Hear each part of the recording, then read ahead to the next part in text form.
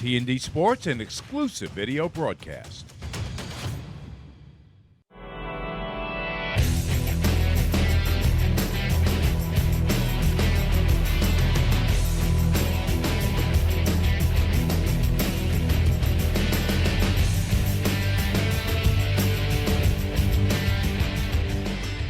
Wednesday night in the Big Apple, a look at the Freedom Tower. We're down the road on Long Island from Bill Edwards Stadium, the Florida Vibe. Take on the New York Rise on the All-Women's Sports Network.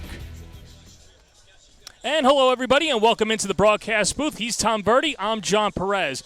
The New York Rise come into this game, Tom, losing 6 of 7 on the road, but they're looking for some home cooking against the Vibe. Yeah, it's been a bit of a tough start to the month of July for them, and last series going up against Atlanta and just didn't have an answer for that Atlanta offense. They scored at least 5 runs in all 3 games, and New York just not able to catch up and compete with that. But they do return home where they are comfortable and playing a Florida team that they've beaten 3 times already this season. This is a very good Florida team, too. They come in at 10-8. They're part of Fast Pitch United, and you could get into all the red tape and the paperwork there, but they are also a Fast Pitch United team along with the New York Rise. And one player that really sticks out is Taylor Pleasance as we look at the starting 9 for Florida. Yeah, Pleasance has been simply sensational for Florida so far. She's hitting over 450, leads the team in every offensive category you could want: home runs, RBI, OPS. She gave New York fits on July 3rd, and I'm sure she'll be looking to do the same again here tonight. The lineup is Carmen Greenwood, Cara Canetto, Taylor Pleasance, and Sarah Mosley. Let's look at the other side for New York, and Riley Blampede has been really good. She'll be in the 3-hole today out in center field. Yeah, she's been extremely consistent for this team. She's gotten on base every game this season. She also had a great series against Atlanta, going 6 for 9 there. So for a New York team, perhaps looking for some more consistency the last few games, she has been consistently excellent for this team in the middle of the lineup. As New York looks for their consistency, Michaela Transu said yesterday's washout was much needed, and especially for when things are going tough, you're traveling all across the country, and then you're playing essentially every day. What can you learn about yourselves from a tough road trip, but maybe even just 24 hours of self-reflection? Yeah, I mean, the adversity, I think all players, especially once you get to this level, you're used to it, you've dealt with it, and sometimes you just have to look within, dig deep, and perhaps, again, as you said, having that day off yesterday, get away from the field maybe for a day where you haven't had as much success over the last week or so, and hopefully they'll be feeling refreshed tonight and come out looking for a good start here against Florida. And there you see Florida in their 10-8 overall. They fell to New York in the bronze medal game in the TC Colorado Cup, which took place over the weekend. And then New York went to Atlanta in the 4th of July holiday, and they lost in 3 straight to the Atlanta Smoke. And with that said, this is a New York team that has the talent. It's a team that brings about 98% of their roster back from last year. But I think the one interesting thing, too, and we talked about it in other broadcasts, too, Tom, is that last year it was a team that was full of players that had already played a full season. This, in their first season post-college career, a little bit of rust early on, some international players, but, of course, players that have not played since last year. Yeah, it's got to be a different feeling, right? I mean, you get so used to that college schedule, the routine.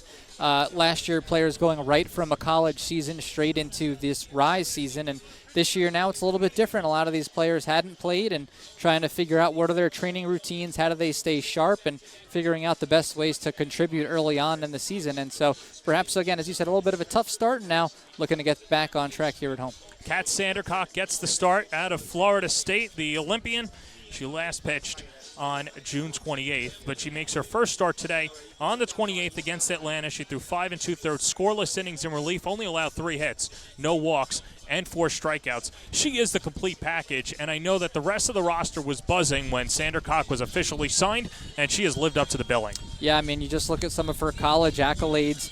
ACC Tournament MVP, Pitcher of the Year, All-American. I mean, she has really done it all at every level that she's competed at, and so they're very excited to see what she can do in the circle and perhaps be a game changer for them with the way she can maybe dominate a game. 2023 Pan American Games gold medalist, a 3.15 ERA, 5 strikeouts in 6 2/3 of an inning. But remember, she led Florida State to the College World Series back in 2023. A fantastic ACC selection. And as we get ready for a team or 2 teams that are smattered with ACC and SEC talent, it should be a fun one, and especially a fun player to watch for Florida as we begin is going to be their leadoff hitter, Carmen Greenwood, who comes out of Louisville.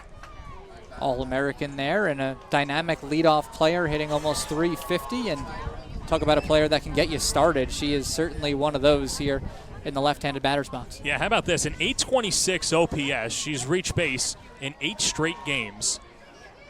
And now digs in against Sandercock, and we are ready to go here from Bill Edwards Stadium. And the first pitch of the evening is right down the middle for strike one. First pitch, 7:02. Last time that these two played was back on July 3rd. Greenwood went 2 for 4, scored 2 runs against the Rise. Had 5 hits in the Colorado Cup in 15 at-bats. And the count even at 1-1. Beautiful night here at Bill Edwards Stadium. Couldn't really ask for anything better for the fans in attendance to enjoy this one. Double play, you think it's hotter than 84? Well, it's so much better than what could have happened last night, and good job by the New York Rise as that's dunked into left field, but coming on is Ashley Truweiler for the first out of the evening. Just thunderstorms smattering the New York metropolitan area. It would have been impossible to get 7 straight innings, let alone 5 innings of softball. So that game just gets banged as Ashley Truweiler makes the first out, and that'll bring up Kara Canetto. Yeah, she got a great jump on that ball. It was sinking fast, but was able to make that play out and left. Canetto, the outfielder from Liberty, hitting .241 on the year. One of 3 Liberty players on this roster, attacks the first pitch, and one hops it to Jenna Laird at short, and she throws out Canetto for the second out of the inning. You know, we talked about it a little bit coming in, but New York giving up at least 5 runs in all 3 games against Atlanta. So far what we're seeing, good sturdy defense. Don't want to give anybody extra outs here, and back up your pitcher who's having a good start. So that brings up the aforementioned Taylor Pleasance out of LSU, who's hitting .458. Softball's already a big ball. It has to look like a beach ball up there for Pleasance. Can't hold her swing and take strike one. And, of course, one of the benefits of getting the first 2 is that she comes up with nobody on base, where, of course, she can do a lot of damage. Pleasance reached base in all 17 games that she's played this year. Grew up in Houston, Texas. 5 home runs, 16 RBIs. As that just misses off the plate, count 1-1. So far, as you can understand, staying on the outside portion of the plate. Don't want to get anything in her wheelhouse, as we know she's got the power, leading this Florida team in home runs. And that's the thing. If you look at her spray chart, she hits to all fields. But New York's shifting her to pull. And takes outside, 2-1. Again, just trying to nibble at that outside corner and just a little bit off the plate there. Pleasance, the LSU career all-time leader with 59 doubles. That one just off the plate in the count 3-1. But just offensively, I mean, top 5 in career RBIs, 47 home runs as a Tiger. She's really done it all. 60 multi-RBI games. She's got a hitter's count here. And jams it off her front foot, and the count goes full to 3-2.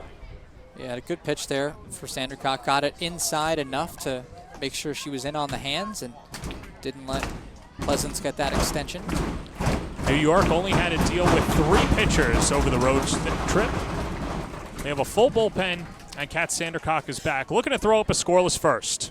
Here's a 3-2, and it's high chopped and fouled off her foot again. And the battle continues. You look back at that 7-game road trip, and it's really hard to navigate. I know most college programs have about 4 or 5 pitchers. The Rise were down to 3. They didn't have Jenna Laird, who gets the start.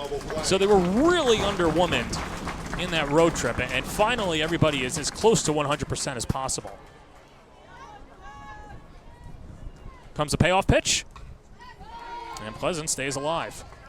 Yeah, hard enough to go on that long trip and play all those games, but as you said then, to do it without some players and a little bit of a shorter roster than they're used to, it's just going to make things even that much tougher. It was really just Jalen Ford, Lauren Krings, and Shanice Dels.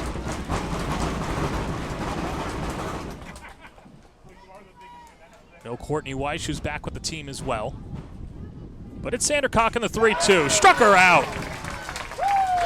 Kat Sandercock with a 1-2-3 top of the first inning as the Vibe can't put anything across, and New York coming to bat on the all-women's sports network from here at Bill Edwards Stadium. I think you're right, Peter. AZ Gloveman is Casa Grande, Arizona's quality leather sporting goods provider. Softball, baseball, batting gloves, and more. AZ Gloveman caters to men's and women's slow-pitch softball markets throughout the United States. Build your dream glove today at azgloveman.com. With proven day programs, routines, and expert coaching, Camwood Elite is the one-stop shop to improve your game or pick up some of the elite equipment in the nation. From pro-grade game bats to elite training, check out camwoodbats.com today.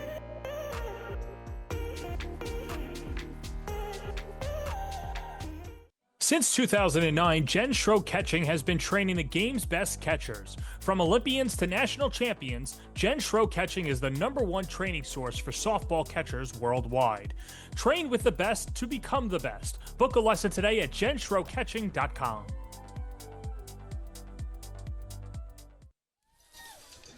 Back here at Bill Edwards Stadium, the Florida Vibe see Kat Sandercock, and they counter with Elizabeth Hightower, who gets the start today for the Vibe. Hightower out of Monticello, Florida, last pitched against the Orlando Monarchs on June 24th. Through 5 scoreless innings, just allowed 1 hit, 2 walks, and 5 strikeouts as the Vibe took that game 1-0 on a late victory over Orlando. And Elizabeth Hightower, she could bring the heat. Yeah, fantastic player, another standout from the SEC coming out of Florida, where she was excellent for the Gators. And again, a player who knows how to get it done, and going to be a tough test for New York here tonight. And Jenna Laird digs in. The shortstop for the Rise didn't play in Atlanta. Just 1 hit and 6 at-bats in the TC Colorado Cup. Dealing with nagging back injuries, and they're giving her a go today, and the hope is that she could get through these 7 innings, and then the Rise have off until next week's series against OKC with their home here at Bill Edwards Stadium for 4. As Laird takes off the plate, and the count is 1-1. Jenna hitting .213 on the year, a home run, 8 RBIs, 3-time All-SEC second-team selection in her second season for the New York Rise. 1-1 pitch. And that's off the plate, and count 2-1. Yeah, nice to see the local product out of East Meadow here, and I'm sure playing in front of some friends and family, and it's been a good East Meadow High School program over there for a long time. She originally committed to Hofstra, and then with the coaching change, moved over to Missouri as she rolls out to the second baseman, Hannah Adams, for the first out of the evening. Right field, number 28, Lauren Lucas. So 1 up, 1 down, and that'll bring up Lauren Lucas.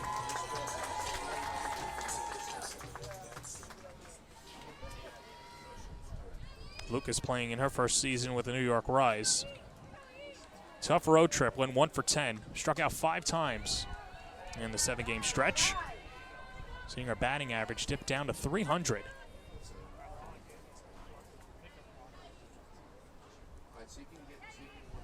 Lucas with 3 home runs, 8 RBIs, 941 OPS. And ahead in the count, 2-0. A player who's had some shoulder surgery, missed a good chunk of time, and probably, still looking to find her rhythm again, getting back healthy. Carved, caught by the third baseman, Grayson Radcliffe, for an exciting out number 2. Really heads-up play, and Radcliffe was alert, had to react quickly, get the glove up there. As we know, they don't call it the hot corner for nothing, especially in softball. Those third basemen really are playing so close, and again, didn't have too much time to react there. Made a good leap and was able to get up there on the backhand with the catch. Not that it would have been an error anyway, but this is a Florida defense that is one of the tops at the Rise play. Only 12 errors committed in their first 18 games. By proxy, New York has committed 33 errors in their first 23 games of the season. As Riley Blampede, the red-hot Blampede, steps up to the plate and is ahead in the count, 1-0. So right back to the circle, easy play for Hightower as she underhands it over to first, and the inning is over. So Elizabeth Hightower gets a couple of groundouts and then a nice pop out to end the frame. We're scoreless going to the second here at Hofstra. Conveniently located in Rockville Center, Frank's Steaks is a refined but casual, authentic New York steakhouse on Long Island. Since it opened 40 years ago, Frank's Steaks has been committed to serving high-quality prime cuts of beef in a timeless New York atmosphere with a friendly, attentive waitstaff. It's this obsessive dedication to our craft that has led Frank's Steaks to becoming the local destination for special dinners and celebrations. At Just Bats, our business strategy is simple. Get the perfect bat for you on time, every time, exactly as you promised. We not only provide you with the baseball bats and softball bats, but we also provide you with a winning experience and a promise like nobody else. Free shipping both ways, expert customer service, same-day shipping up until 7 p.m. Central Standard Time, on time, every time, exactly as promised at Just Bats.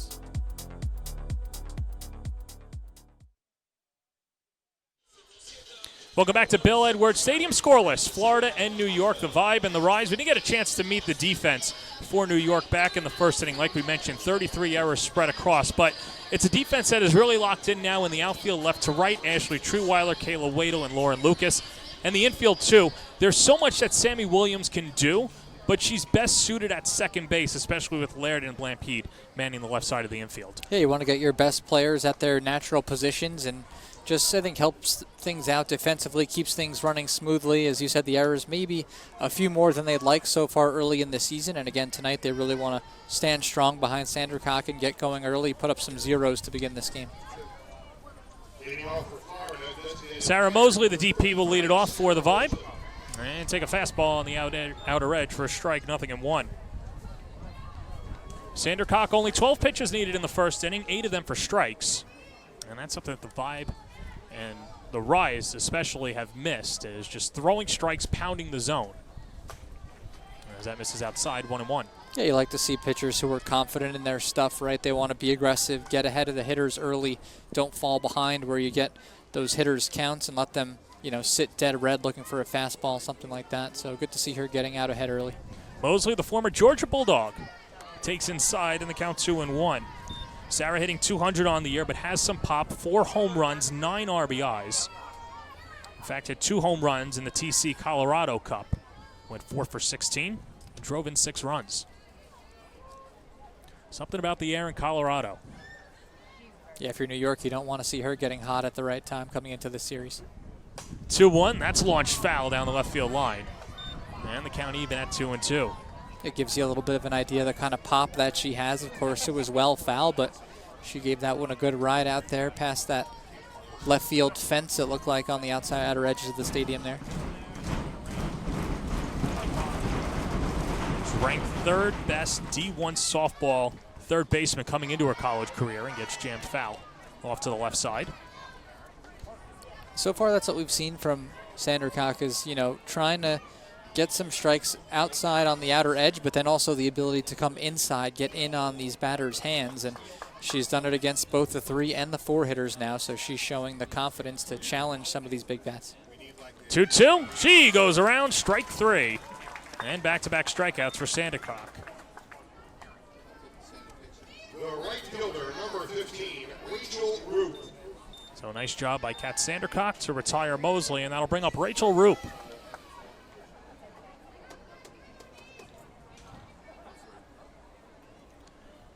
Spoke to Rise pitching coach Tony Marie Valeriano earlier in the season, and she said that it's a lot of fun to work with coaches at this level. She normally trains high school and Division II, Division III players in the New York metropolitan area, but she said that she's even picked up a lot of things from Sandercock on the mound, and it's really just about fine-tuning with her.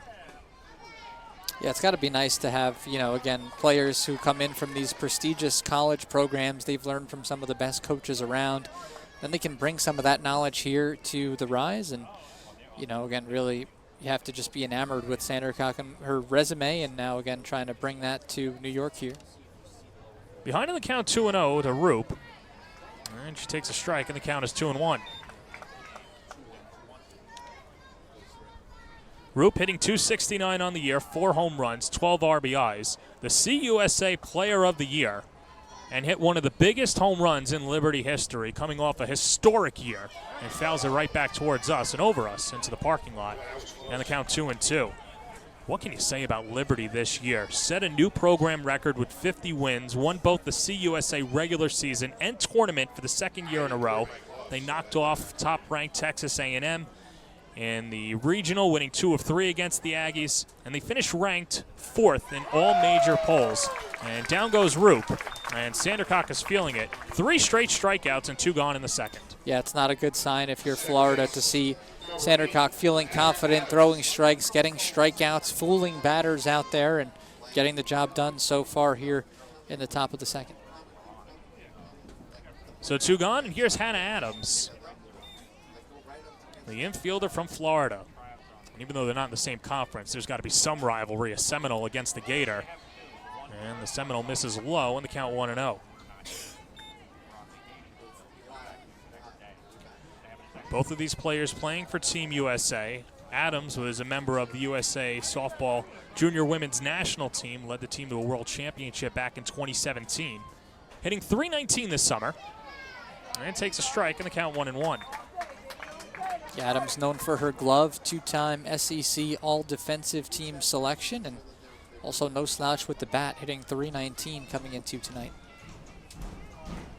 This is a Vibe team overall that's hitting .289, and that's floated foul off to the left side, and the count 1-2. Again, feels like the same story for Sandercock, getting ahead of another batter. Pitcher's count at 1-2, and chance to try to put Adams away here and end the inning. Sandercock has set down the first 5 batters of her evening and just missed inside. And the count 2-2. Yeah, some of the fans here in attendance thought that umpire was going to ring her up, but just off the plate. Well, everybody's an umpire in the stands, and they've got the better vantage point if you ask them. 2-2 coming. Struck her out. Needed the extra pitch, but got her swinging. Kat Sandercock strikes out the side as she set down 4 batters via the K. We go to the bottom of the second, scoreless, here at Hofstra. At Just Bats, our business strategy is simple. Get the perfect bat for you on time, every time, exactly as you promised. We not only provide you with the baseball bats and softball bats, but we also provide you with a winning experience and a promise like nobody else. Free shipping both ways, expert customer service, same-day shipping up until 7 p.m. Central Standard Time, on time, every time, exactly as promised at Just Bats. College planning is a complex, multi-year journey requiring academic and standardized test success, resume building, and sensible college selection, as well as application savvy. Our college readiness services are designed to help you start early, stay organized, and navigate the critical process with confidence. With college admission and financial advising and ACT, SAT test prep, visit methodlearning.com today.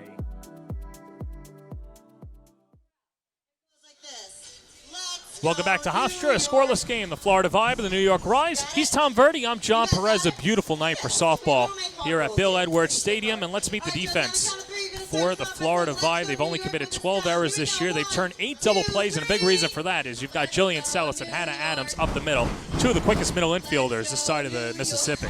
Yeah, we mentioned Adams and her defensive prowess at second with the All-SEC defensive nods. And at shortstop, yeah, as you mentioned it, Sellis has been great and a really good defensive unit so far, helping out this pitching staff for Florida, and going to be tough for New York to get the ball through tonight. Well, Elizabeth Highpower didn't have the firepower that Kat Sandercock has, but she only needed 9 pitches, was economical. And she retired the first 3 batters of her evening. It'll be Courtney Day, Carly Spade, and McKenna Smith as Courtney Day takes off the plate for ball 1.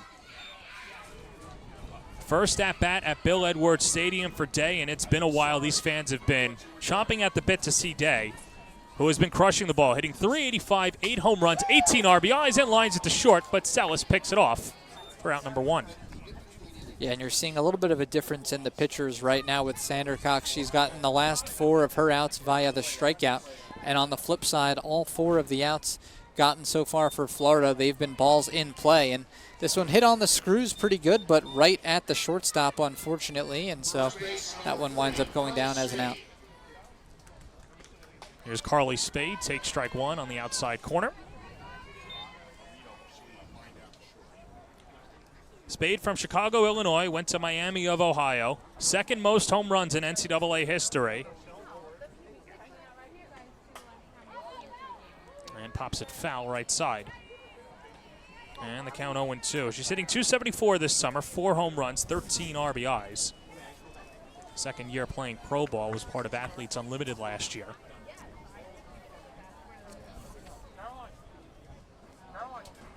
This is a Rise team with 27 home runs through their first 23 games. Now, a lot of that had to do with Courtney Day, but you've got some serious power in this lineup, and it's just a matter of time before they all start to hit in bunches. Yeah, I think it's a nice luxury if you're New York, right? You have a lot of players up and down the lineup that can go for the long ball. Spade inside outs it, and it just goes foul under the glove of Radcliffe. And stays alive, the count 1-2.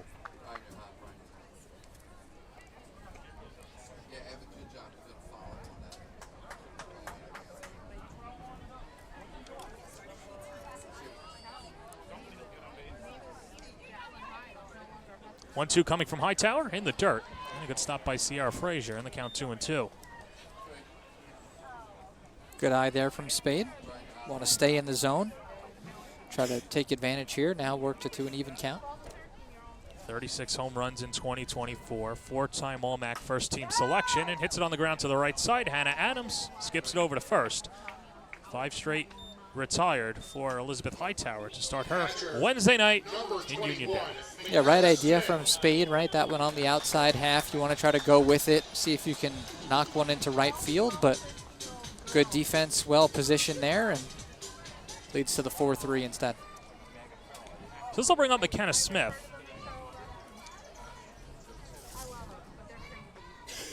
Smith, her third week with the Rise after starting her season in Japan. She'll be stateside through the duration of this season before going back out far east. But Smith only hitting .206, but don't let those numbers fool you. She was 1 for 10 on the road trip. She's only struck out once this year. Hits it on the ground to third, off the glove of Radcliffe. Smith digging for it, and that should be an E5, but the Rise have their first base runner of the evening. And, you know, when we talk about the difference between the two teams, right, with New York putting the ball in play versus Florida going down by the strikeout, this is what can happen when you put the ball in play. A little bit of an in-between hop maybe kind of eats up the third baseman, and now New York has the first base runner of the game.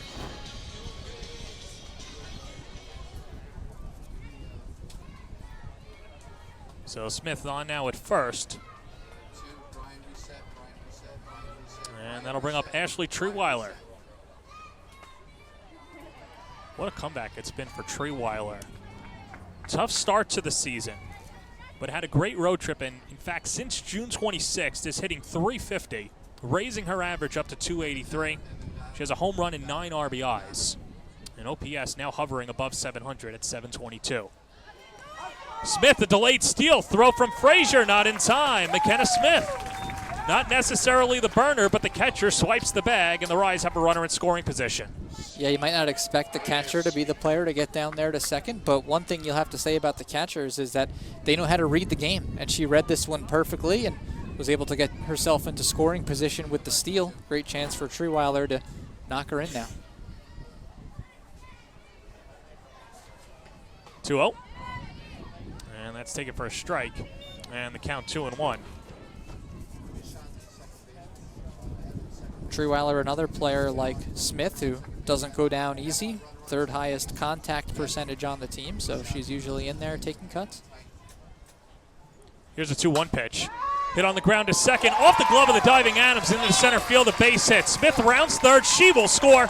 It's an RBI single for Ashley Treeweiler, and the Rise strike first. 1-0 in the second. Huge RBI single to get New York going in this game, and again, they're hoping with the way Sandercock's pitching that they're not going to need too much run support for her. But that's a great way to get it started. And again, we talked about it, right? Get the ball in play, get on by the error, heads up play to steal that base from Smith, and it pays off with that single up the middle. So we'll bring up the Swiss Army knife, Sammy Williams. who takes a strike on the outside corner, 0-1. Williams 2 for 6 in the series against Atlanta, but she's reached base in each of her last 7 games. And carves it foul off the right side. And behind in the count, 0-2. Williams, like Treeweiler, starting to put it together as of late. Remember, she started the year 1 for 16, had that game-winning solo home run in the home opener, and has excelled ever since. Was the starting shortstop on the road with Jenna Laird out, and now getting the start at second base. 0-2. And just missed. Treeweiler dancing off of first, but no throw from Frazier. Yeah, and you're wondering if New York might look to repeat what they just did, right? To try to swipe another bag, set themselves up for another runner in scoring position type of opportunity here. Here's the 1-2. Williams, she's running. Treeweiler, and she steals the bag, no tag. And that's the 4th stolen base of the year for Treeweiler. Yeah, it was a great decision again. So back-to-back stolen bases, back-to-back now runners in scoring position, and you'll be able to get a good look. She got a very good jump here, running jump, and was going to take basically a perfect throw to get her, and that's not what Florida got. You know, from the naked eye, I was curious why Sellis didn't put the tag on her, but it looks like that throw just came in late, and instead of trying to get the tag, just wanted to keep it in front of her. Yeah, it took kind of a high bounce as well. So, yeah, as you said, I think just making sure she didn't give up another bag there. 3-2 pitch, and that's low, ball 4.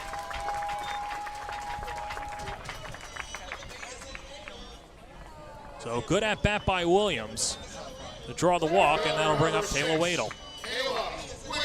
And now really you could say the first time that we've seen Hightower pitching under some duress, right? I mean, 2 runners on now, a bit of a longer inning. It is hot. It's not quite as hot maybe as it's been for some of the other games that these teams have played this season. There's a nice breeze here, but now again having to pitch with 2 runners on and try to get herself out of this inning and limit the damage, and a good chance for New York to try to put some extra pressure on with another hit.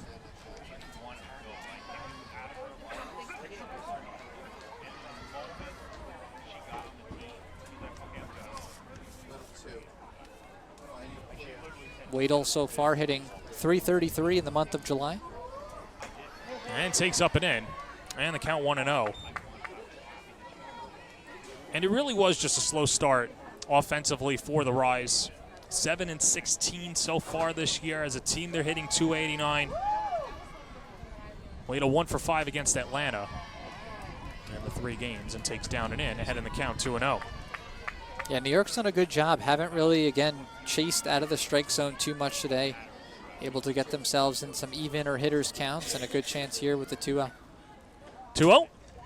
Hits it on the ground to third. Radcliffe goes across the diamond and throws out Wadle for the 3rd out. But New York gets a run across. McKenna Smith reached on the error, and then Ashley Treeweiler drove in her 10th run of the year, and we're through 2, and a 1-0 lead for the Rise. College planning is a complex, multi-year journey requiring academic and standardized test success, resume building, and sensible college selection, as well as application savvy. Our college readiness services are designed to help you start early, stay organized, and navigate the critical process with confidence. With college admission and financial advising and ACT, SAT test prep, visit methodlearning.com today. At Just Bats, our business strategy is simple. Get the perfect bat for you on time, every time, exactly as you promised. We not only provide you with the baseball bats and softball bats, but we also provide you with a winning experience and a promise like nobody else. Free shipping both ways, expert customer service, same-day shipping up until 7 p.m. Central Standard Time, on time, every time, exactly as promised at Just Bats. Since 2009, Jen Schroe Catching has been training the game's best catchers. From Olympians to national champions, Jen Schroe Catching is the #1 training source for softball catchers worldwide. Train with the best to become the best. Book a lesson today at jenschroecatching.com.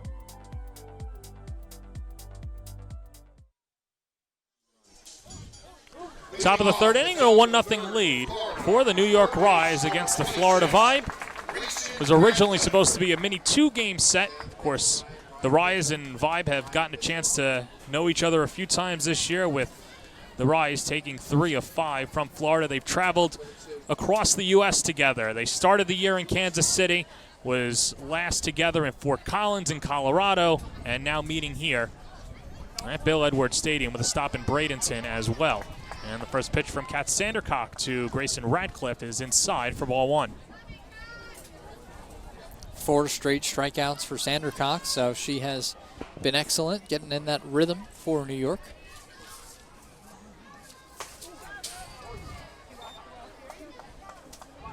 That was pitch number 30 for Sandercock. And you mentioned the 4 strikeouts, and a couple of them swinging, a couple looking, but she's done a good job of mixing the eye level and changing inside-outside. 1-1. 2-1. Just missed off the plate there. And yeah, I think, as you said, the inside-outside mix, she's done a good job there. Also got a strikeout with the off-speed. Really got a player out in front last inning, so she's done a good job mixing her pitches, no doubt. Radcliffe ahead in the count, 2-1 in the pitch. And that's popped up right side. Sammy Williams, an easy play. And 7 in a row retired by Sandercock. Start off the ball game, and that'll bring up Sierra Frazier. Yeah, as we said, now only the 3rd ball put in play against her because of those 4 strikeouts, so good job so far, facing the minimum up to this point.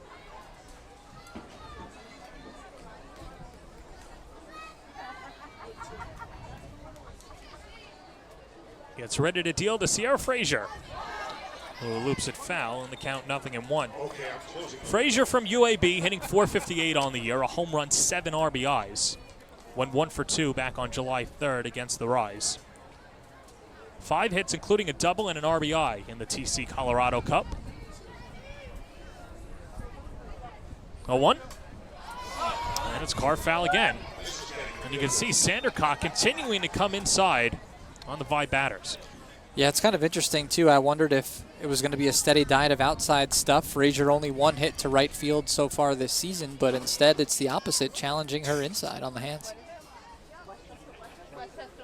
0-2. And that's looped down the right field line and dunks foul, flirting with her 2nd hit the opposite way of the season. Yeah, and that was really the right idea. Saw it on the outside, outer half. Got her hands out there, just looking to, push that one right where it's coming from, and just missing the line down that right field side. Frazier, all-time RBI leader in UAB history. She drove in 187 runs, led the team in slugging, batting average, and home runs. 0-2.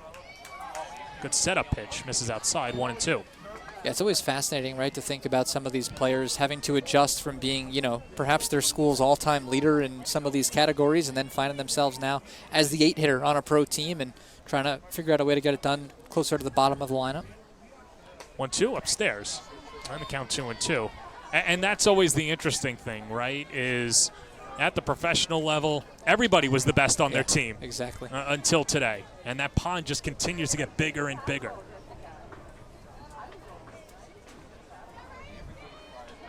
2-2, Sandercock to Frazier.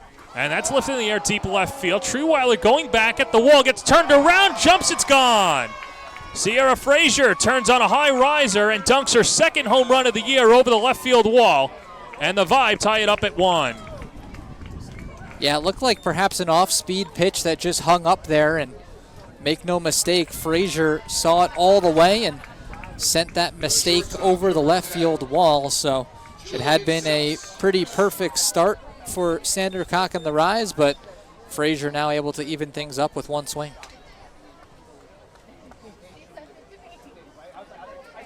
So that'll bring up Jillian Sellis. Comes up with 1 out in a 1-1 game. And Sandercock pounds the zone for strike 1.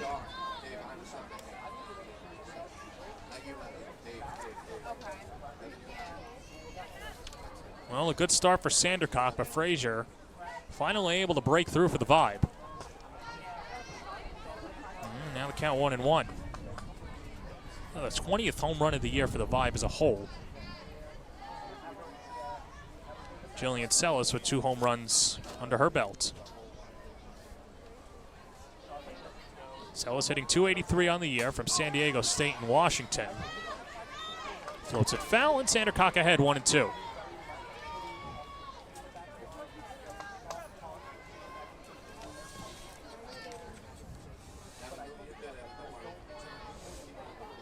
Pretty breezy from where we are, and Bill Edwards Stadium has been a wind tunnel, as we've seen through the first 4 games of the 2025 season. And at times, both teams have taken advantage of the jet stream. Yeah, that ball seemed to carry and almost seemed like there was going to be a chance for a play in left, and it turned out to be over the wall by a good couple feet. Here's a 2-2. Check swing. Did she go? No, says the third base umpire, and the count is 3-2. Tough one to check the swing on for Sellis. Really was running hard inside on the hands, but she did a good job just to hold up enough and stay in it.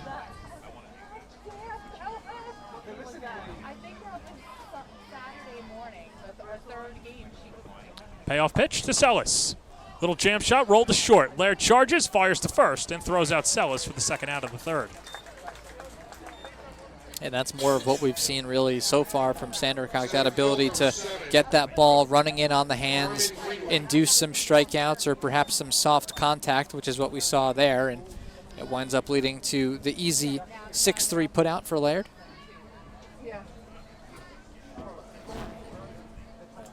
Back to the top of the order, and it's Carmen Greenwood.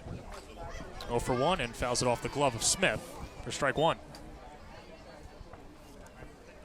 You see they're concerned about the speed, obviously. This left-hander up, bringing Blampede a couple steps in from the bag. Greenwood grew up in Birmingham. NFCA All-American third-team selection a year ago. Hitting .347 on the season. And the pitch misses inside, 1-1. Two-time All-ACC selection, first-teamer back in 2022. Second-teamer in 2021.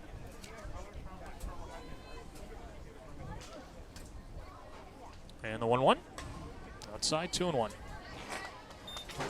Perhaps what you'd expect from a leadoff hitter, right? Usually coaches like someone disciplined up there. They want to make the pitcher work and give themselves a chance to start off with a runner on base. She was not enticed by that outside pitch.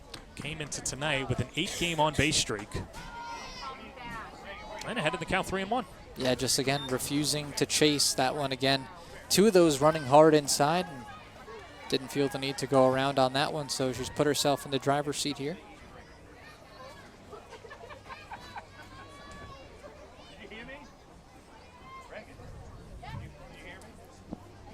Here's a 3-1.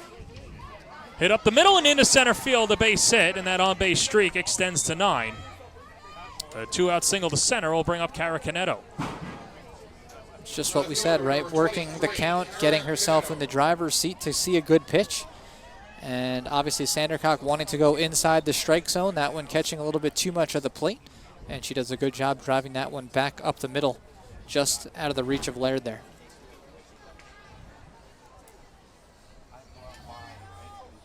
So here is Canedo. Led the team in hitting at Liberty last year. Goes the opposite way. Deep left field. That's out of here. Second home run of the inning. It's a 2-run shot for Cara Canedo. And the Vibe go up 3-1. You know, that I think was a good example as well of another ball just kind of in that wind tunnel, as you said. I mean, off the bat, I wasn't sure if it had enough legs to go the distance, but it just kept carrying and carrying out there to left field. As we'll get another look at it here, but the back-to-back left-handers at the top of this order for Florida getting it done. First the single up the middle, and then the opposite field home run. I mean, that is not easy to do, and good job by Canedo to put that one into the left field seats. Third home run of the year, now 11 RBIs on the season. And her 6th hit in her last 4 games, and that plunks Pleasance. And the inning continues. And now it feels like just what we said in the last inning for Hightower, that now this is really the first time that we've seen Sandercock have to deal with pitching under any duress and runners on base, and a longer inning for her as well now. So, you know, obviously a tough one there to give up the hit by pitch. Now she's got to bear down and see if she can get out of this inning. She'll have to do it against the cleanup hitter Mosley, who rolls it foul. Mosley struck out in her first at-bat back in the second inning.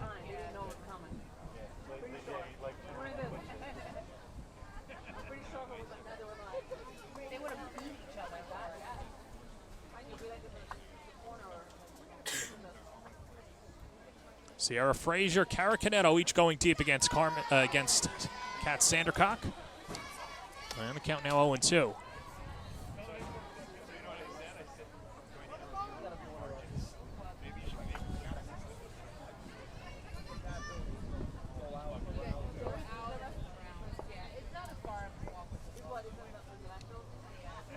Sandercock just trying to limit the damage to 3 runs, 0-2.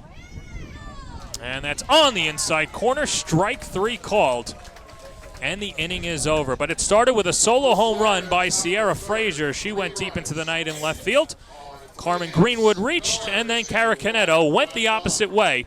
3-1 vibe going to the bottom of the third. AZ Gloveman is Casa Grande, Arizona's quality leather sporting goods provider. Softball, baseball, batting gloves, and more. AZ Gloveman caters to men's and women's slow-pitch softball markets throughout the United States. Build your dream glove today at azgloveman.com. With proven day programs, routines, and expert coaching, Cam Wood Elite is the one-stop shop to improve your game or pick up some of the elite equipment in the nation. From pro-grade game bats to elite training, check out camwoodbats.com today.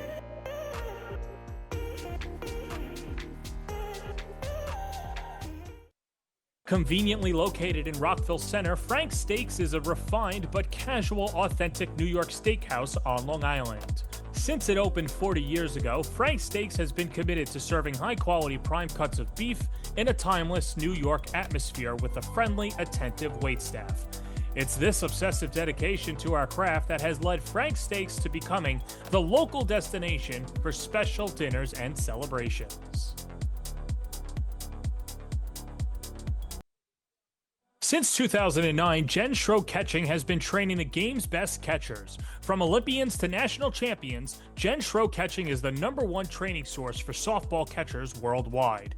Train with the best to become the best. Book a lesson today at jenschroecatching.com.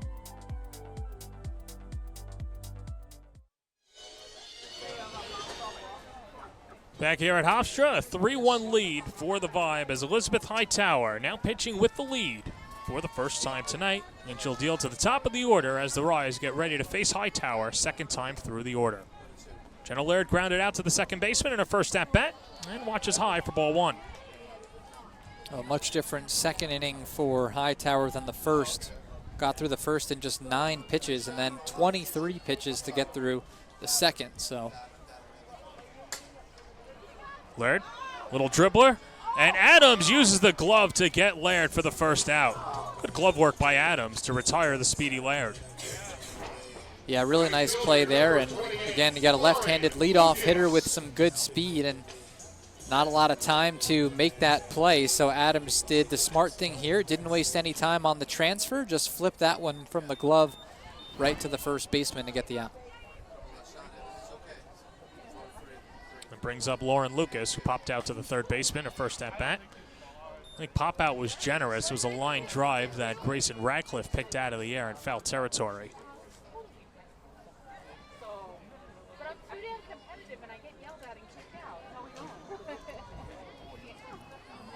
Two big flies for Florida last inning. These teams combined for 5 home runs in Colorado back on July the 3rd. So New York will be hoping to answer Florida's too with perhaps a couple of their own here today.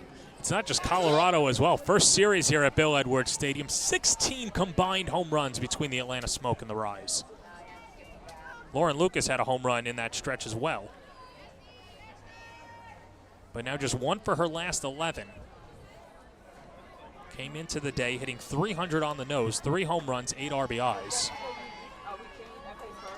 And a good take in the count 1-2. Yeah, disciplined take there, seeing that one off the outer edge and staying in the at-bat here.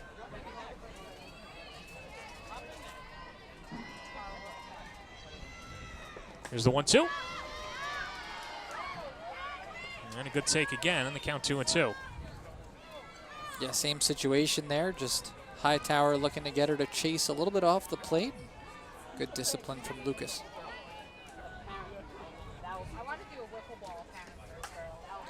And she shoots it into left field, a base hit. And Laura Lucas with a one-out single to the opposite field.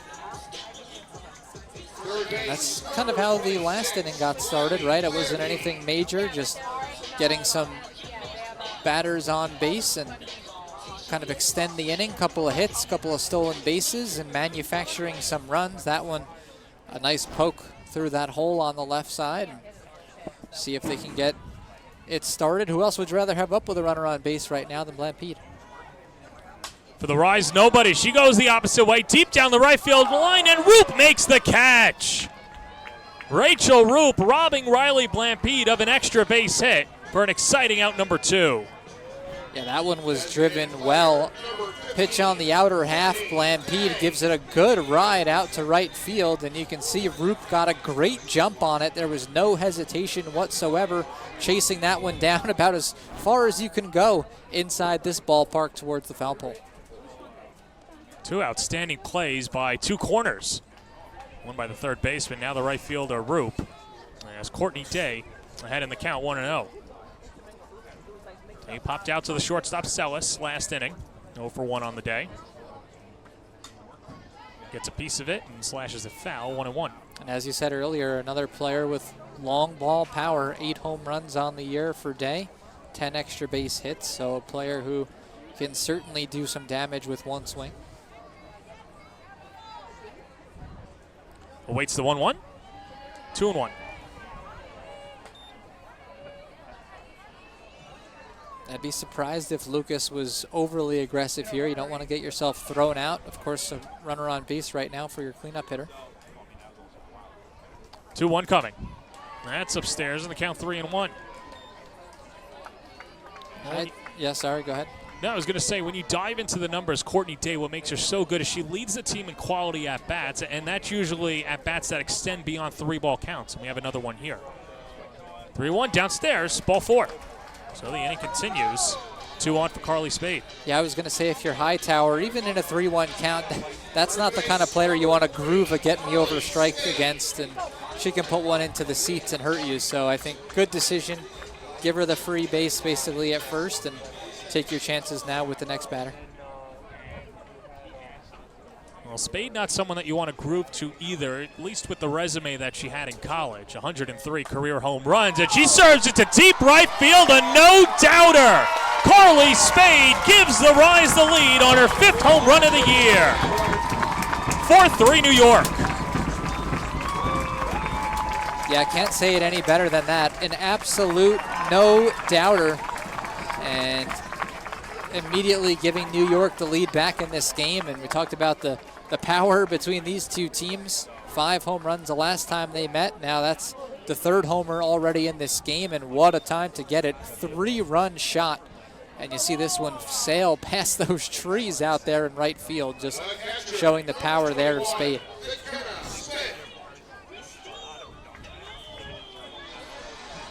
So now 5 home runs for Spade. 16 RBIs on the season, and here's McKenna Smith. Her ground ball to third is what got the run scoring for the Rise as she reached on an error and carves the first pitch foul towards the Vibe dugout. 0-1. Yeah, and again, similar in a way to that second inning, right? Putting together some quality at-bats, getting some traffic on the bases. That led to some good things in the second. And a pretty similar script here in the third, a hit, then a walk, and then that big home run. Pitch dives low, and the count 1-1. Yeah, it was Smith that got it all going back in that second inning. Getting on the E5, stealing a base, turned into the first run for New York. Smith drives it way foul down the left field line, but turned on it. Almost had an oncoming car. I think that's what the crowd was oohing and eyeing about. We've seen a couple of long foul balls as well, especially down that left side into the parking lot here at Bill Edwards Stadium. Smith trying to extend the inning, behind in the count 1-2. And she gets hit with it. So first batter that's hit for the Rise as she reaches base. And that'll bring up Ashley Treeweiler. Left fielder, number Yeah, this now becoming another long inning here for Hightower, and we'll see what happens here. It looks like they're going to have a chat and see if her day might be done here. Yeah, that should be it for our pitcher, Elizabeth Hightower, as we welcome you back into the broadcast booth. He's Tom Birdie. I'm John Perez. And Tom, Elizabeth Hightower, a good start, but then the errors, the home runs, it just might be a little bit too much for her. Yeah, a couple of innings that sort of spiraled out of control. Right in that second inning, it was an error that sort of got things going for New York. A stolen base, a single. The inning just kind of kept going. Sort of a similar script here. One single, then a walk, then gives up the big fly, and now a hit batsman. So just a situation where she can't seem to get out of the innings, whether it's 1 out, 2 outs. A couple of times she's had chances, but understandably now you might see the end of her day. And for New York, you have to give them a lot of credit for the way that they've put together some good at-bats. You know, again, getting on base, taking advantage on the base paths, and then, of course, that monstrous big fly from Spade. That's the difference in the game right now. And it looks like it'll be Emily Kirby-Nagel coming on, the southpaw for the Florida Vibe. And, you know, it goes without saying, second time through the order normally favors the hitters, and both teams exuding that. Yeah, and again, you talk about these two lineups. Both of them have a lot of talent, a lot of players really 1 through 9 that can do damage, and players with tremendous college experience who have been outstanding hitters for their careers, and tough to get through these lineups. And as you said, second time through, players start to get a better idea of what the pitcher wants to do out there. And so now Florida going with a different look, bringing in the left-hander, and we'll see if that can change their fortunes here in the circle. And at the softball level, there's no 3-batter minimum.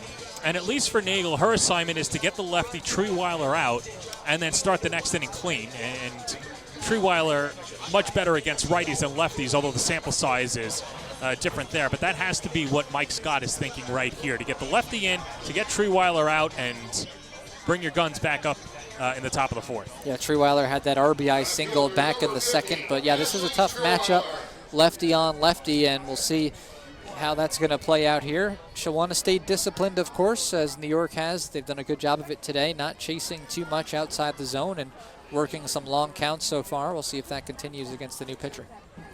Treeweiler banged a single to center field in her last at-bat. It was an RBI single. Also stole a base. And it takes low for ball 1. Your attention, please. Now catching for Florida, number 99, Lindy Mikowski. And it looks like we got a brand new battery behind the plate as well. Lindy Milkowski goes behind the plate for Sierra Frazier. 1-0. And that's in there, 1-1. Yeah, you wonder if there's a certain comfortability factor, right? Certain catchers are used to catching certain pitchers, and perhaps that's playing into the decision here for Florida. Nagel making her 8th appearance of the year, last pitch against TC Colorado on July 1st, and that was an outing that she would rather forget. Gave up 2 runs in only a third of an inning.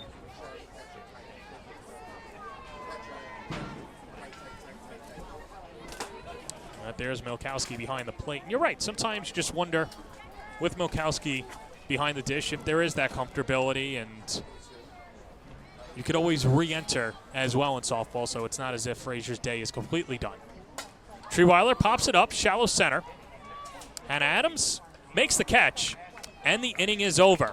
But Lauren Lucas started off with a single to left field, a Courtney Day walk, and then Carly Spade launched a 3-run home run to give the Rise a 4-3 lead going to the 4th here at Hofstra. AZ Gloveman is Casa Grande, Arizona's quality leather sporting goods provider. Softball, baseball, batting gloves, and more. AZ Gloveman caters to men's and women's slow-pitch softball markets throughout the United States. Build your dream glove today at azgloveman.com.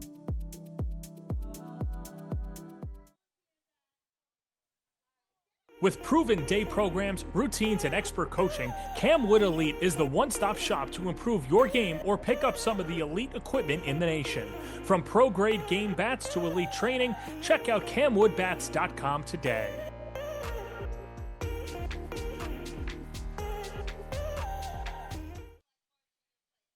Since 2009, Jen Schroe Catching has been training the game's best catchers. From Olympians to national champions, Jen Schroe Catching is the #1 training source for softball catchers worldwide.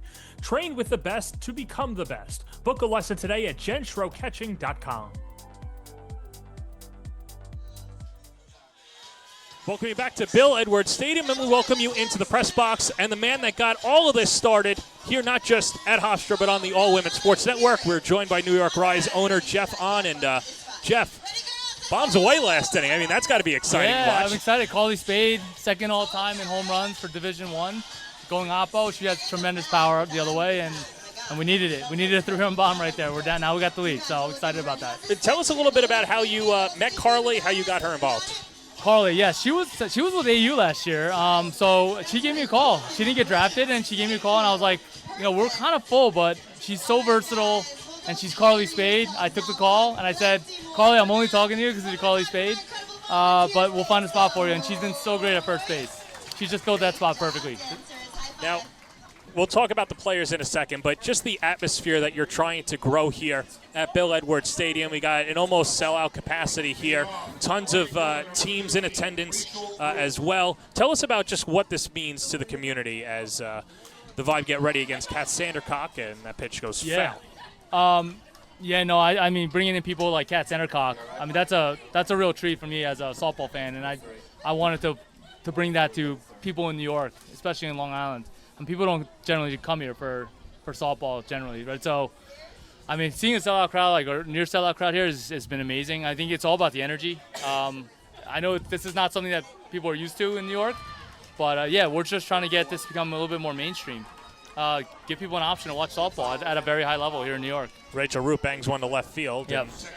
Tell us a little bit about some of the teams that we see here today. I know that a lot of them are local, but it's got to be cool because they're huge softball fans. Yeah. I know we had a team from White Plains come out here, and they took the trip, so that's fantastic. Listen, this whole thing is about club teams, Little League teams, people around here that want to be around this softball environment.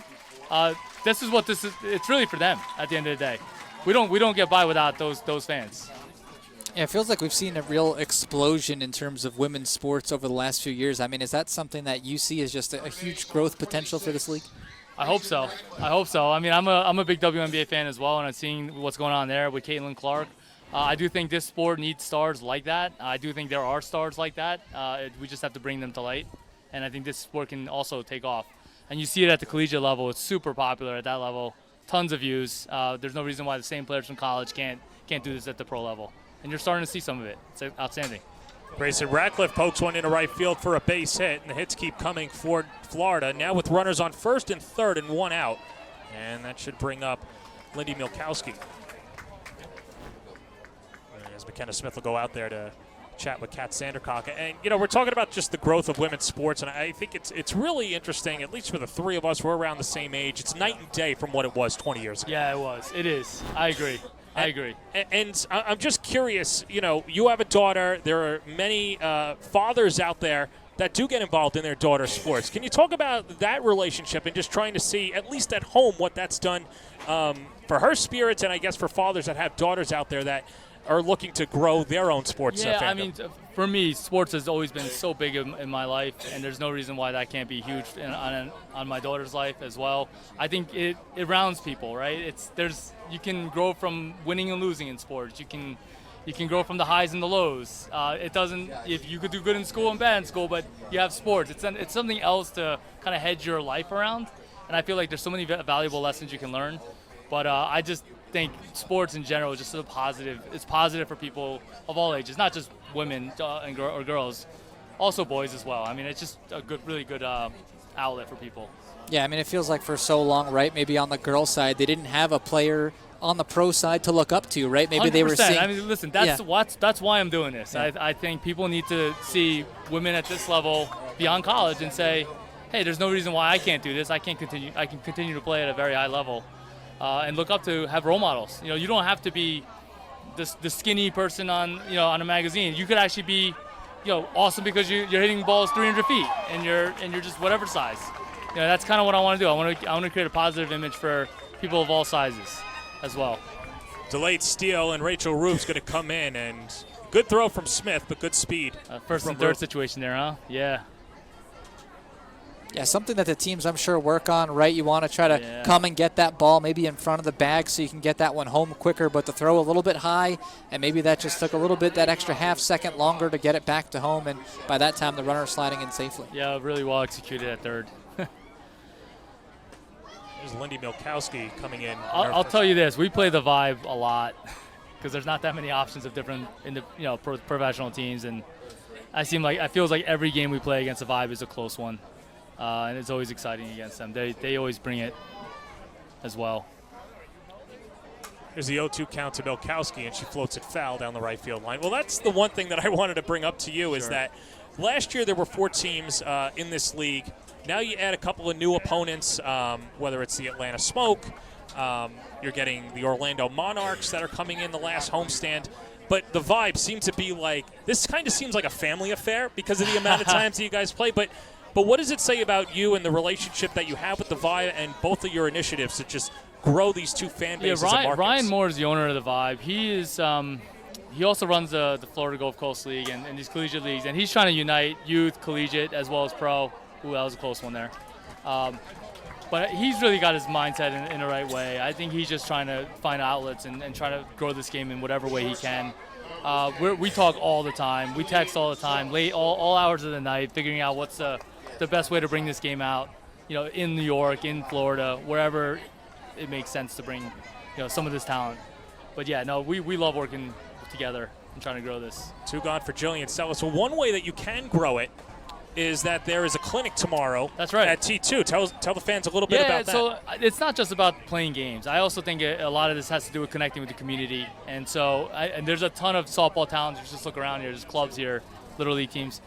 They want to go to these clinics. They want to learn from some of the best players out there. And so we were initially going to do it outdoors. Nassau County arranged for Mitchell Field to be available, but it looks like there's going to be some inclement weather. So we're going to bring it indoors to T2 facility. It's in Farmingdale. There's still some spots available for anyone interested. We're also going to try to do one more clinic at the end of the summer, just to get just give access to our players, some of the youth players here, and they're really just a really good experience. They sign autographs afterwards. They give tidbits. They share their war stories, and they learn a lot of tips on how to play this game at a high level. One player that was part of softball camps growing up, especially from Long Island, now playing on your team, Jenna Laird, the 2-1 count, and that's in there 2-2. Just speak a little bit to adding Jenna. I know that she was from Mizzou, originally committed to Hofstra, but it's got to mean something to have a hometown kid here. Jenna's great. I mean, she was plan A from the start. When we were going to start this, I was talking to her father, Jimmy Laird, as well, and he's a super big softball fan, also really great coach in Long Island as well.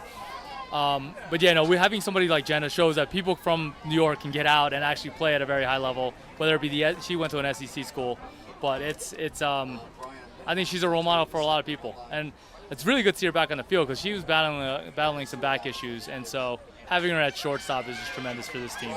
Well, that's taken in there. Strike 3 called. Florida ties the game, but now Sandercock with 6 strikeouts. Jeff, we thank you for your time. Yeah. Thank you for everything here. And I appreciate you guys. Yeah, thank you so much for having me. That's Jeff on. And one more time, you can sign up for the clinic tomorrow at T2 at thenewyorkrise.com. We'll be back right after this. Thank you. See you. Conveniently located in Rockville Center, Frank's Steaks is a refined but casual, authentic New York steakhouse on Long Island. Since it opened 40 years ago, Frank's Steaks has been committed to serving high-quality prime cuts of beef in a timeless New York atmosphere with a friendly, attentive waitstaff.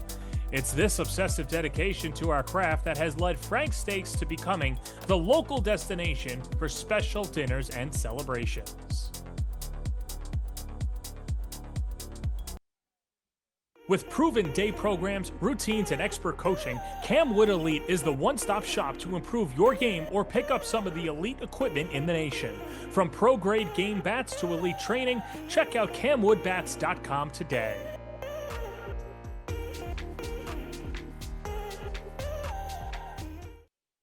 AZ Gloveman is Casa Grande, Arizona's quality leather sporting goods provider. Softball, baseball, batting gloves, and more. AZ Gloveman caters to men's and women's slow pitch softball markets throughout the United States. Build your dream glove today at azgloveman.com.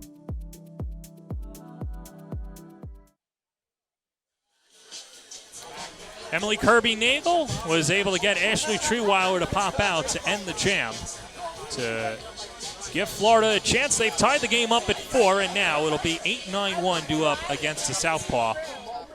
And your thoughts? I know it was a limited sample size, but how about Nagel coming in and shutting out the Rise? Yeah, I think, exactly. She did what we talked about, right? Bring her in, try to take care of the left-hander, start the next inning with a clean slate. She was able to get it done against Treeweiler, and so now has a chance to go and work against 8-9-1. And, of course, bottom of the lineup, you think you want to be aggressive, attack these hitters, and see what you can do here. Elizabeth Hightower's off the hook. Sammy Williams takes up and in for ball 1. Hightower went the first 2 2/3, gave up 4 runs, 3 of them earned. On 3 hits, 3 walks, 2 strikeouts. She threw 50 pitches, 24 of them for strikes. Sammy Williams walked back in the second inning.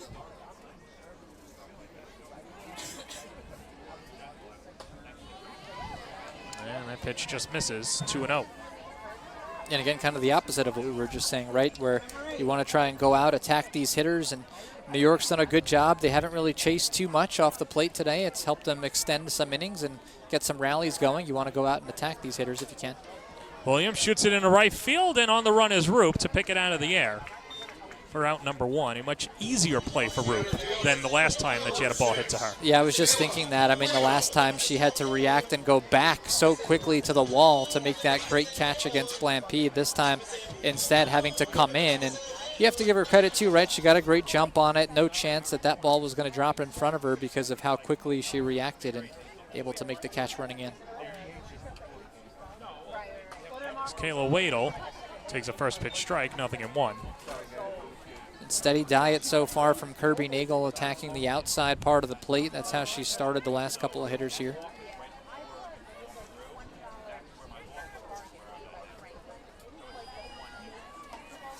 Wadle with a ground out to third in her last at-bat, 0 for 1. Hitting .302 on the year, no home runs, 5 RBIs.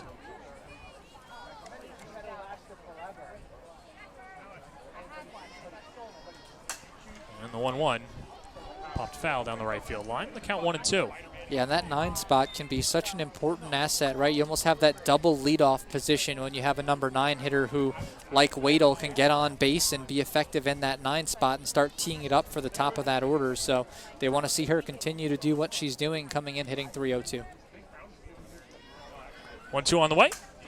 And that slash foul down the right field line. And you see New York at least going with the pitch, and that's something that they've been working on, the approach changing differently. They're not the all-or-nothing team that they were at the beginning of the year. In fact, they're really not a team that strikes out that often. Yeah, you don't want to get too, reliant on the big fly. I know that's kind of the way a lot of the game has gone, especially we see it on the pro baseball side. But I think, again, it's tough to rely on that all the time. Instead, what we've seen from New York, yes, they have the 3-run home run, but a lot of it has been done with some nice long innings, some rallies being generated in the second and third. Nagel knocks it down. This should be an infield single for Wadle. And the Rise have a 1-out base runner, 4th hit of the night for New York. Yeah, she got a really good piece of that one, and a difficult play for the left-handed pitcher, as we'll get another look at it here, but trying to reach across her body there, which was a little bit unnatural for her, and able to knock it down, but still winds up getting past her, and then no chance for the shortstop coming in. So a good chance to set it up now for the top of the lineup. Well, here is plan A. Jenna Laird back in the lineup. Couple of ground outs to the second baseman and takes strike 1 against Nagel.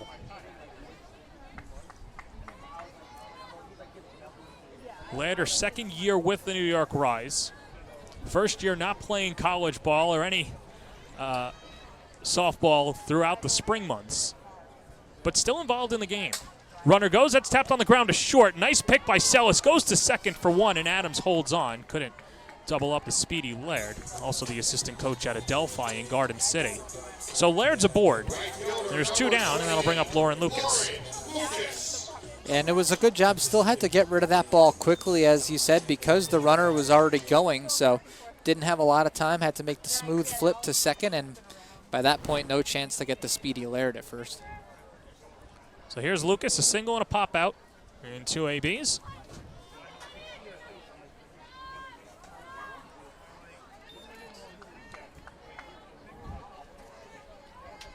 Lucas from Little Elm, Texas. 3-time All-AAC. First year playing pro ball. And the 1-0. And the shocker takes high, 2-0. Putting you on the spot here, but Wichita State, the Shockers, has to be at least a Mount Rushmore nickname in all of the nation. I know there are the Banana Slugs. Any that come to your mind? The Gauchos, I think that's definitely one of my favorites. I've always loved the Runnin' Rebels. Yeah, that's good. Now, I thought the biggest missed opportunity, out on Long Island at least, was when LIU merged from Post to just LIU and turning into the Sharks. And the Sharks are the most common nickname amongst Long Island high schools and colleges in the area. As Lucas drives into the gap at right center field, falling fast, it's off the wall, and an extra base hit. Laird rounds third, the relay throw coming from Adams, not in time. An RBI double for Lauren Lucas, and the Rise go up 5-4. Really good swing there by Lucas for that RBI double, sending it all the way out into that right center gap, this one landing at the base of the wall. And of course, with 2 outs already, Laird was going all the way on contact, and she's able to get around and score standing up, actually. Maybe a little bit closer than she initially thought it might be, but still in standing. 6th extra base hit of the year for Lucas. As Lauren's driven in 9 runs, and that'll bring up Riley Blampede, hitless in 2 at-bats.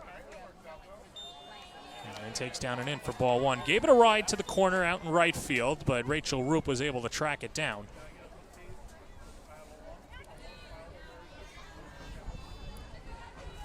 Blampede in the series against Atlanta just tore up the smoke. 6 for 9. In her time down in Atlanta. 2 doubles, a triple, and a home run, including a 4-for-4 performance in Game 3 with the double and a triple.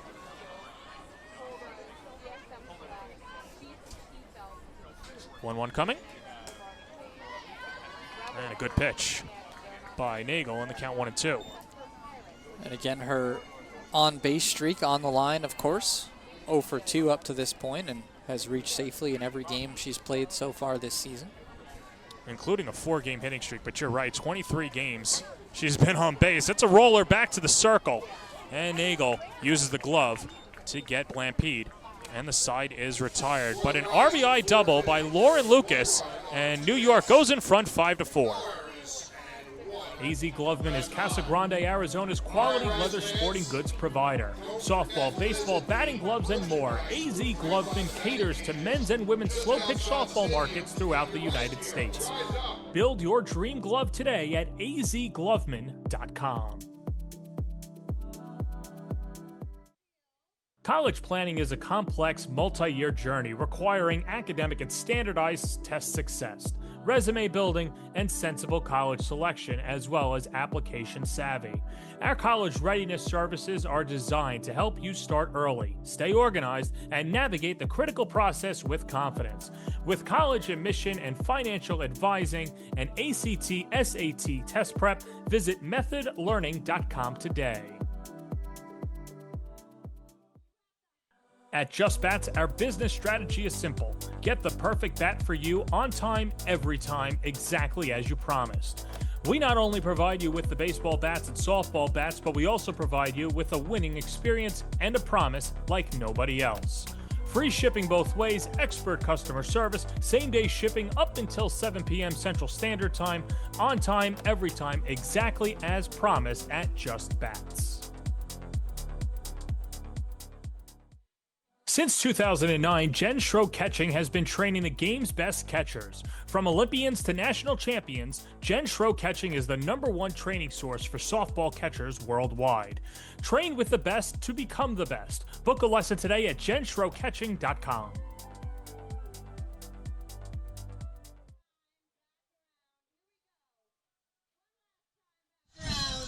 Back here at Hofstra, and the New York Rise with a 5-4 lead over the Florida Vibe. He's Tom Verdi, I'm John Perez, and a new pitcher for the New York Rise is Courtney Weiss, who comes back after missing last week's road trip, the Colorado Cup, and the trip back down to Atlanta. And Courtney Weiss making her first appearance since that final game against the Atlanta Smoke back on September 28th, as the first pitch is rolled foul by Carmen Greenwood, 0-1. Yeah, nice to have a fresh arm who, hasn't had to pitch in a little while here for Weish, and see if she can use some of that freshness to her advantage, go out and attack these Florida hitters.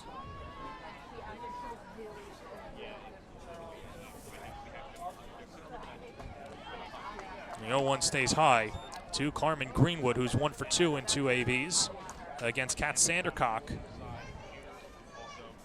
Sandercock going the first 4 innings for New York, giving up 4 runs on 5 hits, no walks, 6 strikeouts. And even though she gives up the 4 runs, she kept her team in the game, but also the big thing that stood out, no walks. Yeah, that was big for sure. Mostly we saw her attacking the hitters, throwing strikes early and going right at them, didn't want to issue any free passes.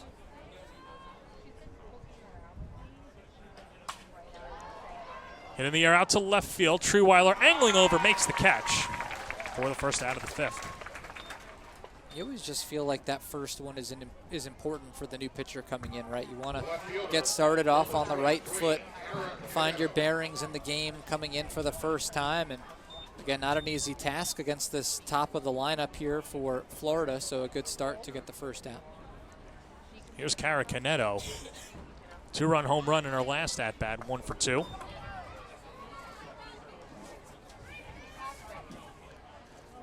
Canedo was only hitting .241 coming into the game, but now with 3 home runs and 11 RBIs on the season, and Florida is hoping that that home run can spark Canedo. Part of that big 3rd inning, home runs from Frazier, and then the 2-run homer from Canedo. That's how they claimed 3 of their 4 runs so far in this ball game. One of the best players in Liberty recent history. Most valuable player at the ASUN Championship Tournament last year in 2024. Hits it on the ground to 3rd, and Blampede throws a dart over to 1st to retire Canedo for the 2nd out of the 5th. Yeah, Blampede winds up making that one look easy.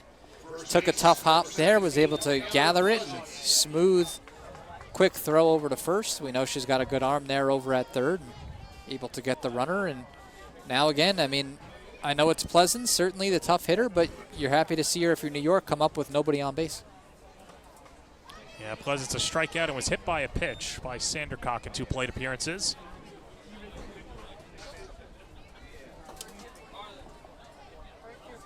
Still a fun matchup regardless. Weish likes to bring the heat.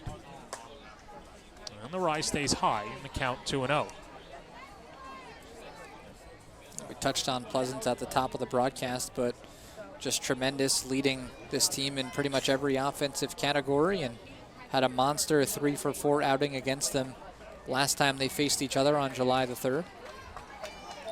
Looks like Weish is just not getting those borderline calls, and not the worst player to pitch around to. You do have the bases open, but still, Weish the competitor. No, it's not going to make it easy for Pleasance. That hits, 3-1. Yeah, that one nibbling at the outside corner, and Mosley on deck. Very solid cleanup hitter, but she's struggled so far today with 2 Ks, so you wonder if that plays into how much they'll try to pitch around Pleasance here. Well, not pitching around her there. Back-to-back outside corner strikes. And Weish battling back. 3 balls, 2 strikes, 2 outs. A 5-4 lead for New York. Top half of the 5th inning. Payoff pitch. Lays off, ball 4.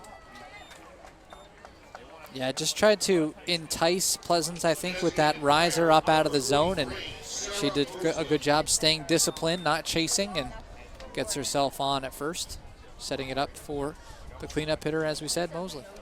First walk drawn by Florida tonight. And here's Mosley. 0 for 2 with a pair of strikeouts. And Weish hits the outside corner, 0-1. Another player that can bring some pop. 4 homers on the year for this Vibe team. Although 0 for 5 against New York over her last 2 games against the Rise. Check swing, and on appeal, Nose is the first base umpire, and the count 1-1. We saw Sandercock really going at her in on the hands. You wonder if they'll kind of stay with that strategy here and keep challenging Mosley inside. Well, went below the knees on that one, and the count 2-1. And again, we talked about Sandercock. She was staying ahead of hitters. You don't want to find yourself falling behind if you're Weish, especially against some of these dangerous 3-4 hitters here for Florida. 2-1. Popped right side. Easy play for Sammy Williams, who hauls it in. And the inning is over. Courtney Weish works around the 2-out walk and throws up a scoreless fifth as we go to the bottom of the fifth. 5-4 New York. At Just Bats, our business strategy is simple. Get the perfect bat for you on time, every time, exactly as you promised.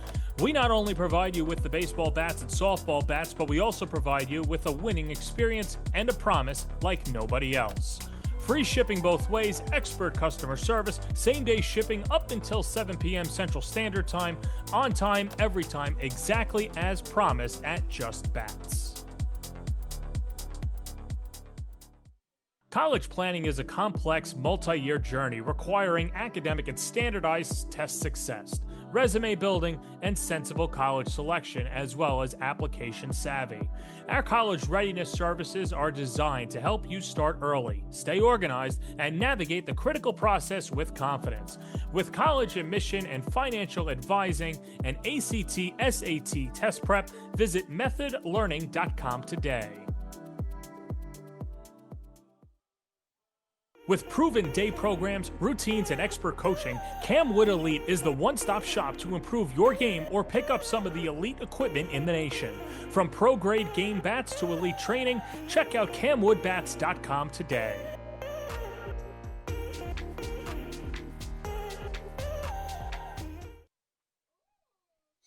my amazing singers over here. Bottom of the fifth inning here at Bill Edwards Stadium in a 5-4 lead for New York over the Florida Vibe. New York with a run in the second, 3 in the third, and 1 in the fourth. And the new left fielder out of Virginia Tech is Emma Ritter, 2024 NFCA first team All-American, and known for her defense. Florida employing their no-fly zone in the late innings. Yeah, you want to have your best defenders out there and try to prevent New York from adding on to this. Right now, still a one-run game for Florida, so well within reach, but again, starting to run out of time here. So 4-5-6 due up for the Rise. Courtney Day steps in, popped out, reached on a walk, and came around to score on the 3-run home run by Carly Spade. Seen a few long balls tonight. Spade with a 3-run home run, and on the other side for Florida, a solo shot by Sierra Frazier and Cara Canetto. And that pitch misses inside to Day in the count 2-0. yeah, and Day was the hero really when these teams met back on July the 3rd out in Colorado. Hit a big 2-run homer in the top of the 7th, which wound up standing as essentially the winning action of that ball game.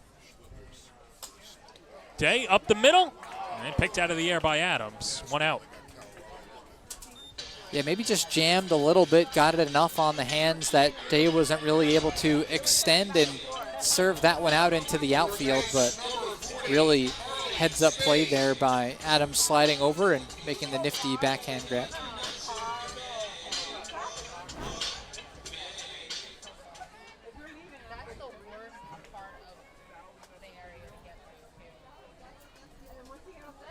Here's Carly Spade, a 3-run shot in her last at-bat, and takes off the plate for ball 1. Yeah, she's certainly been the hero in today's game for New York, sending that one out into the trees out there in right field back in the 3rd inning. Takes up and in from Nagel. And the count 2-0. Yeah, and again, Nagel showing there that, hey, she's going to have to go inside against a player of Spade's caliber and try to challenge her with that up and in. Well, good hitters count for Spade. 3-0. They doubled up on that high and tight. I was wondering if they were going to then work her low and away, but nope, doubling up with another one high and tight. Unfortunately, not in the strike zone, so now well behind here. We've got some pop with McKenna Smith on deck, although hasn't shown that pop yet so far. And the 3-0 misses downstairs. And 4 straight out of the zone, and McKenna Smith will come on with a runner on first and 1 down.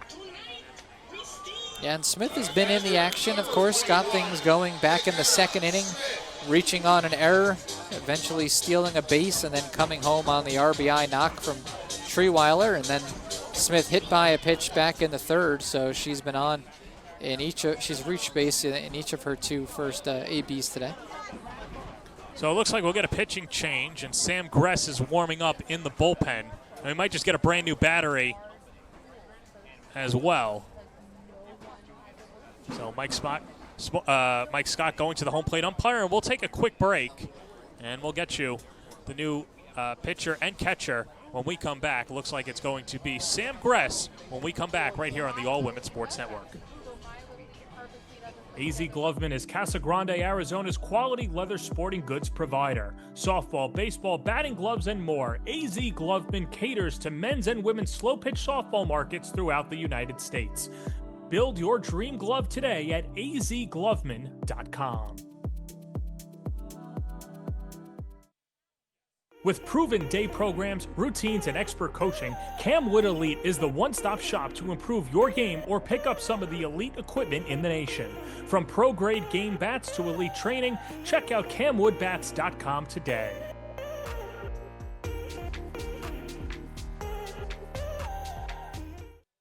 Conveniently located in Rockville Center, Frank's Steaks is a refined but casual, authentic New York steakhouse on Long Island. Since it opened 40 years ago, Frank's Steaks has been committed to serving high-quality prime cuts of beef in a timeless New York atmosphere with a friendly, attentive waitstaff. It's this obsessive dedication to our craft that has led Frank's Steaks to becoming the local destination for special dinners and celebrations.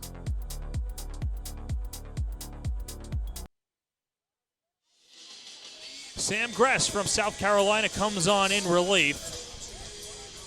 Last pitched against the Rise back on July 3rd, went an inning, gave up a run on 2 hits, a walk, and no strikeouts, and a brand new battery as well, as Leah Boggs, the former New York Rise catcher, now catching for the Florida Vibe. And interesting to see, with a new pitcher comes a new catcher. Not sure if it's personal favorites or the matchups, but 3 pitchers, 3 catchers today. Yeah, it seemed like she was catching her warm-up tosses, out there in the pen, and so then they just bring her right in. So kind of makes sense, I guess. Now we'll see what Gress can do here. Already coming in, though, with a runner on first.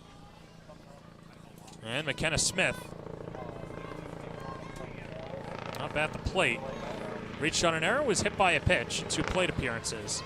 And takes outside corner, 0-1. And now Boggs goes out there to get on the same page with Gress. Yeah, that's always something that, you want to make sure the pitcher and catcher are on the same page when you have a new pitcher coming in. And as we said, it's also a new catcher coming in, so they just want to make sure they've got the right signals out there and they're on the same page.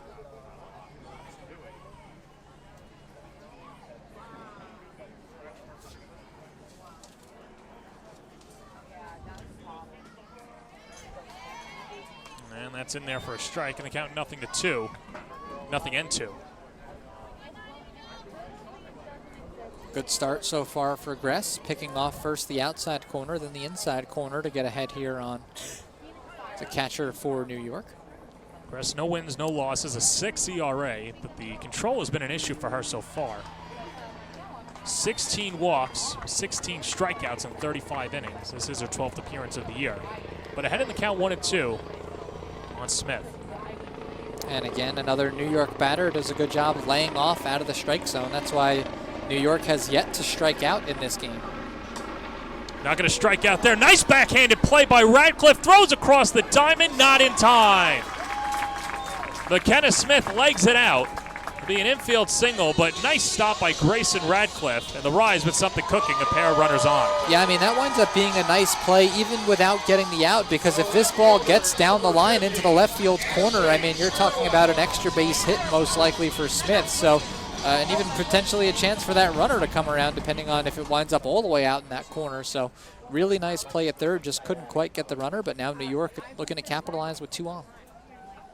And so that brings up Ashley Treeweiler, an RBI single back in the second inning. And takes high for ball 1. Well, how about the job of McKenna Smith today? She stole a base back earlier in the game and now legs it out at first base. Yeah, she's found herself on base all 3 at bats so far, has Smith. Swing and a miss. And the count 1-1. It's just not every day that you get your catcher leading the team in speed in a single game, but that's why you come to the ballpark. You had that steal, getting on base, legging out that infield single. Bunted right back up the middle, and there's Radcliffe to throw out Treeweiler, 5-4 on the out. Moving runners up, an extra base, Spade to third, Smith to second. Yeah, about as textbook a bunt as you could really ask for. You know, deadened that one enough that there was no chance of getting any of the lead runners, and instead the only play was to first, and puts 2 in scoring position here. That brings up Sammy Williams looking to do damage with a couple of runners in scoring position in a 5-4 game. And takes a rise high and count 1-0. Yeah, New York would love to tack on some insurance here. We mentioned that both of these teams capable of the big fly, and they've done it against each other here. There's been a lot of home runs flying out of this ballpark this season, so you want to try to get some insurance if you can. Well, we mentioned Williams was the hero back in the home opener and starting to put it together for New York. A walk and a fly out in 2 ABs today. And ahead in the count 2-0. And Williams pops it foul behind the plate, 2-1. Sam Gress looking to shut the door. She comes on for Emily Kirby-Nagel, who went an inning and 2/3, gave up a run on 2 hits. A walk, no strikeouts. Yeah, Williams has had some clutch hits in these situations, 12 RBI on the season. 2-1 coming. That's down and in. 3 balls and 1 strike.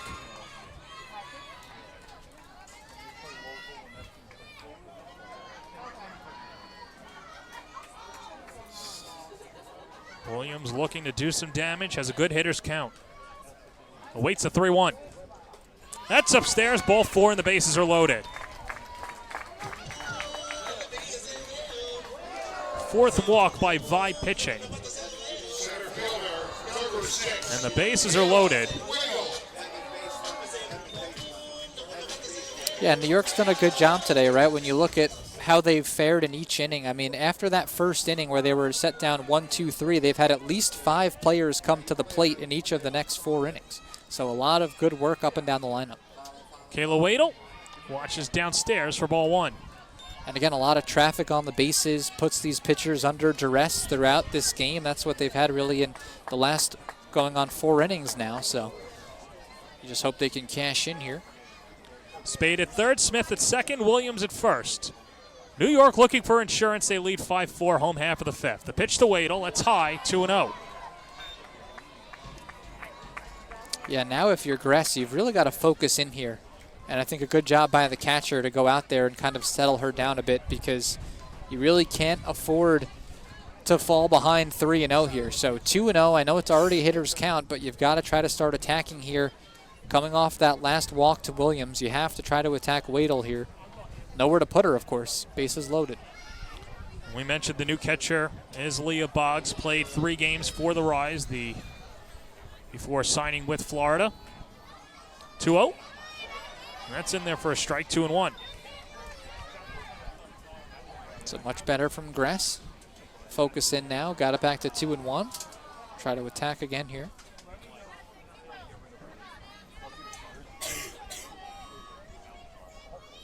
Two-one pitch. That hits 2-2. Looked like a close one, no doubt, but not the pitch that Wadle was looking to drive, so she took it. Still 2-2. Looking for her second hit of the day. Deuce is wild, 2 outs. 2-2 coming. And it's looped foul, left side. And the at-bat continues.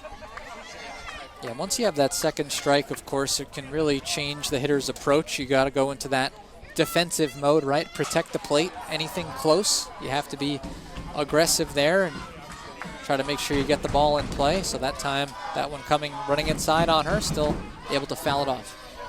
Gress, a couple of shakeoffs, now gets what she wants. 2-2 on the way. Outside, 3-2, and nowhere to put Wadle. Yeah, feels like the biggest pitch of the game, right? I mean, bases loaded, a huge chance for New York to try to get some insurance, and Florida looking to somehow sneak out of this inning. Jenna Laird would be next. Merry-go-round will be in motion. And the 3-2. Chopped up the middle. Tough play. Sellis fires. Not in time. Pulls off the bag. The throw to the plate. Smith is tagged out. Spade comes in to score, so that makes it 6-4. But then Taylor Pleasance throws out McKenna Smith trying to score, and good heads-up play by Pleasance. Let's take another look, Tom. Yeah, a little bit unfortunate to run out of the inning, but you see the chopper. I mean, this one, once it gets past the pitcher, it's really an almost impossible play for the shortstop. You have to wait for that next hop.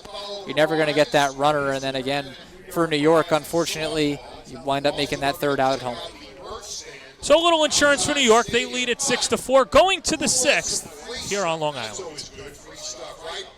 AZ Gloveman is Casa Grande, Arizona's quality leather sporting goods provider. Softball, baseball, batting gloves, and more. AZ Gloveman caters to men's and women's slow-pitch softball markets throughout the United States. Build your dream glove today at azgloveman.com.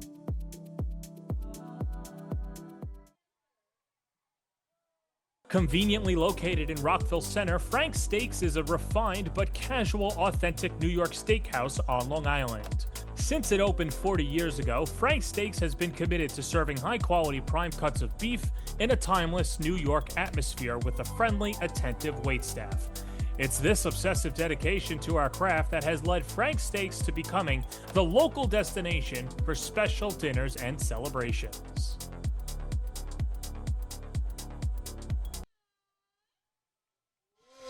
Welcome back to Bill Edwards Stadium, and of course that man needs no introduction. It's Double Play, the best mascot in all of sports. But how about the crowd that he always brings around? You know, we need to give him a little security. His entourage isn't here today, but he's a crowd favorite. You got to come over to a game with Ali Melendez in Double Play.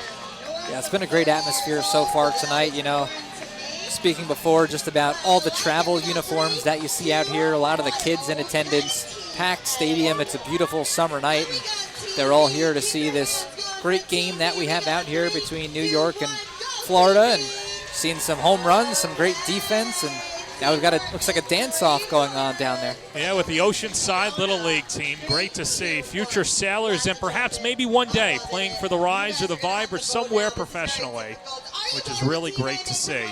And I know the crowd will have a decision on who wins the dance competition. We didn't get a chance to see the first team. I saw the young man.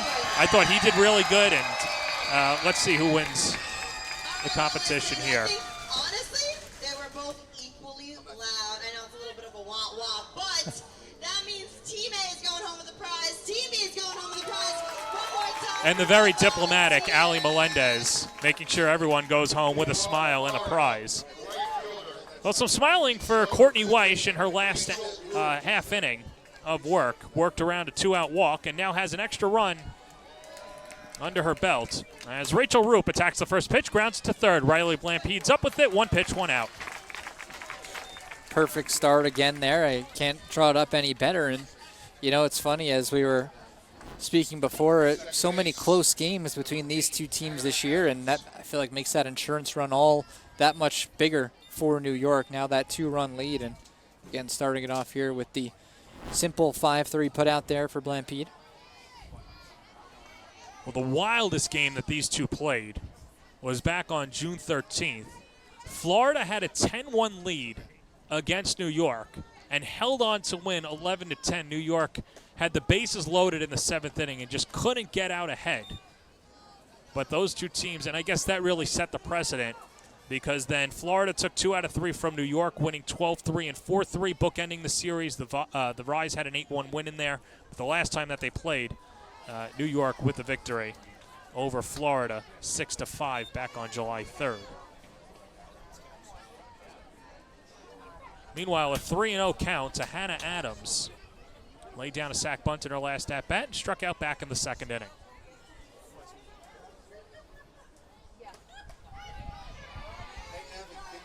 And the count 3-1.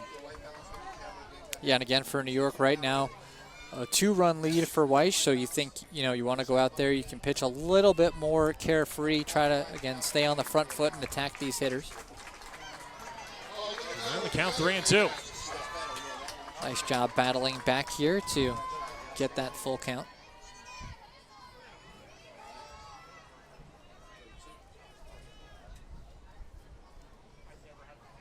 Wind blowing in from center. Here's a 3-2 pitch. Wave and a miss. She struck her out. First K for Weiss and 2 quick outs to begin the 6th. Yeah, it seemed like Adams was really fooled by that pitch, and it wound up running away from her off the plate, as we'll get another look here, and just out in front as well, it looked like. So good job by Weiss getting the K, and again, New York has done a good job racking up those Ks here against Florida so far in this game. So that'll bring up the Hoosier with nobody on. Skies it out to right field. Drifting back, Lucas turns around. It's gone. Into the wind, Grayson Radcliffe goes deep for a solo home run. Her first of the season, and the lead is cut down to 6-5. Yeah, a couple things come to mind right off the bat. Number one, well, yeah, how big is that insurance run now? And number two, how big is coming back and striking out Adams? If she would have walked Adams, that could have been a 2-run home run, and this game could have been tied up again just like that. So really important strikeout, but you see another opposite field home run. We've seen a couple of those now in this ball game. That one driven out to right, so the ball is flown out of right and it's flown out of left. And for New York, the job getting, again, that much tougher now to try to hang on against this pesky Florida team in this game. Caneto, Frazier, and now Radcliffe go deep for Florida. There's Leah Boggs. Takes a strike, 0-1. Yeah, we mentioned it earlier, right? 5 home runs the last time these two teams met combined, and similar number here today, a lot of long balls.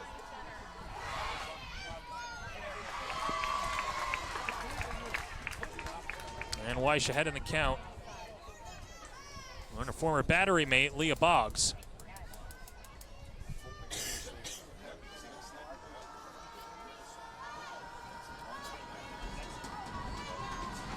First at bat of the year for Boggs, and she pops it up center of the diamond, and Weiss, the pitcher, holds on to it just narrowly.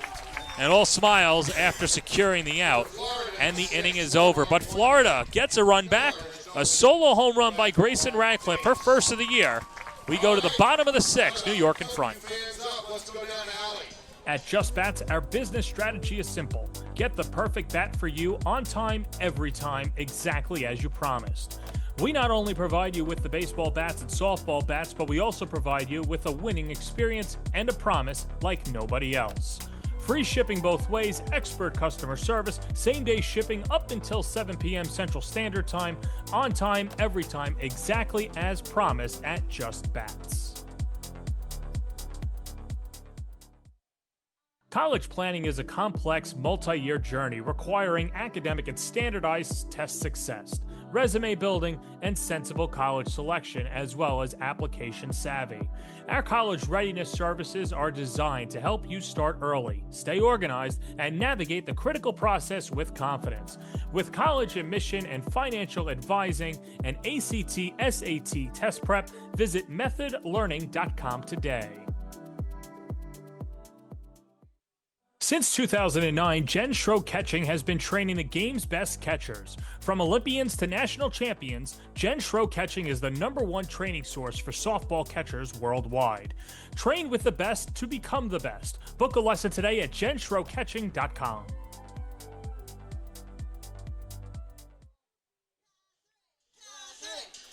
Back and forth game here at Bill Edwards Stadium.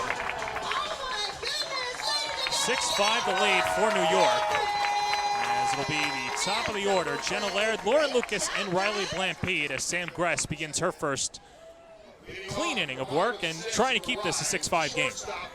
Yeah, trying to keep it 6-5 and trying to do so against this pesky New York lineup, which now has 2 hits in each of the last 3 innings. So we talked about it, just feels like there's been traffic all night on the New York side when they've been up at bat, and so see if they can get some more going here against Gress. Yeah, 6 runs, 7 hits, has not struck out yet. Or struck out yet. I'm sure somewhere my English teacher is not too pleased. My grammar ain't that good. But Jenna Laird scored a run in her last at-bat after she reached on a fielder's choice. And then fouls it off her foot. And behind in the count, 0-2. Yeah, and it's a good chance for New York again, right, starting with the top of the order because, again, they had a nice, 5 or 6 players, 6 players come to bat last inning, so that got the top of the order back up again and a chance for your most dangerous hitters to come back up and, again, try to see if they can find some insurance in what's now, again, a 1-run game. 0-2. Swing and a miss. Struck her out. First K of the evening against the Rise lineup, against someone that rarely strikes out. That's only the 2nd strikeout of the year for Jenna Laird.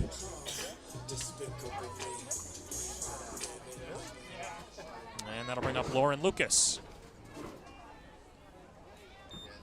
Couple of hits, scored a run, has an RBI as well. Been a great game up to this point for Lucas.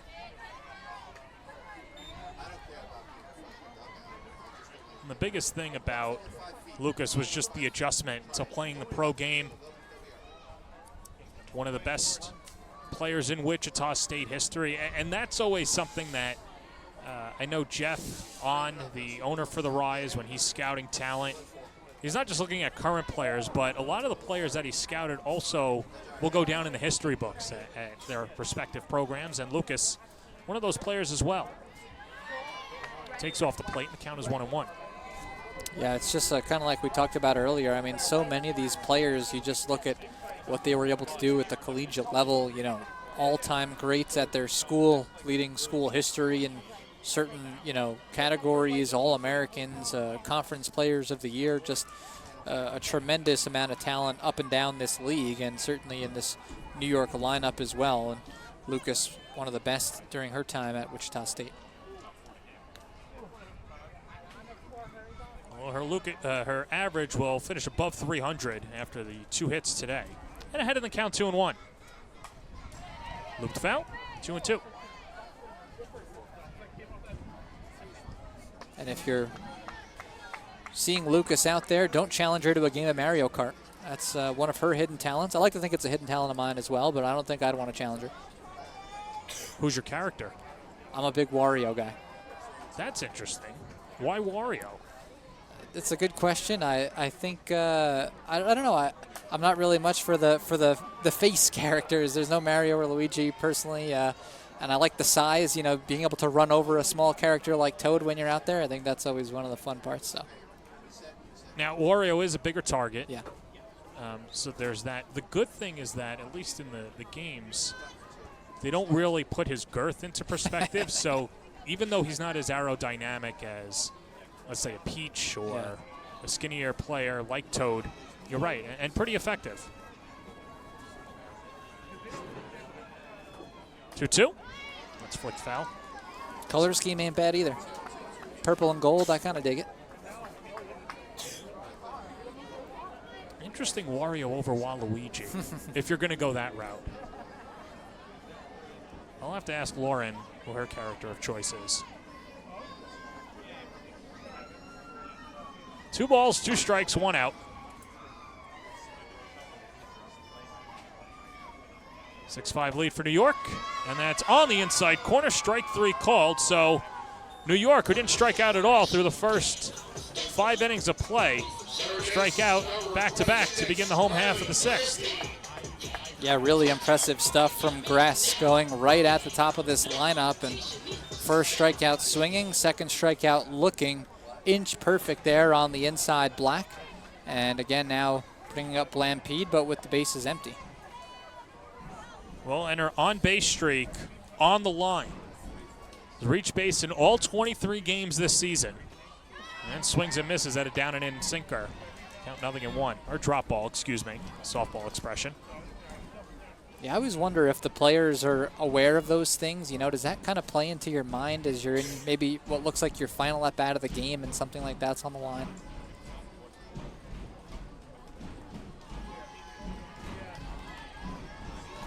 Well, I'd assume that Blampede is not hoping for another at bat, because that means that her team squandered the lead.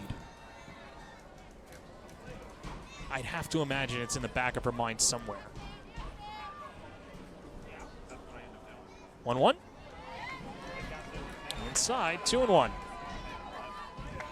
Just feels like she's got a very good, you know, nose for the zone, right? She knows where it is. She's not going to get caught chasing. Gets herself into those hitters' counts.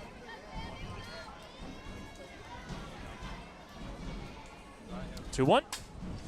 Chopped on the ground to short. Sellis is up with it and throws out Blampede. And the side is retired. New York looks to lock it down. They lead it 6-5 going to the 7th here at Hofstra. Since 2009, Jen Schroe Catching has been training the game's best catchers. From Olympians to national champions, Jen Schroe Catching is the #1 training source for softball catchers worldwide. Train with the best to become the best. Book a lesson today at jenschroecatching.com. Conveniently located in Rockville Center, Frank's Steaks is a refined but casual, authentic New York steakhouse on Long Island. Since it opened 40 years ago, Frank's Steaks has been committed to serving high-quality prime cuts of beef in a timeless New York atmosphere with a friendly, attentive waitstaff. It's this obsessive dedication to our craft that has led Frank's Steaks to becoming the local destination for special dinners and celebrations.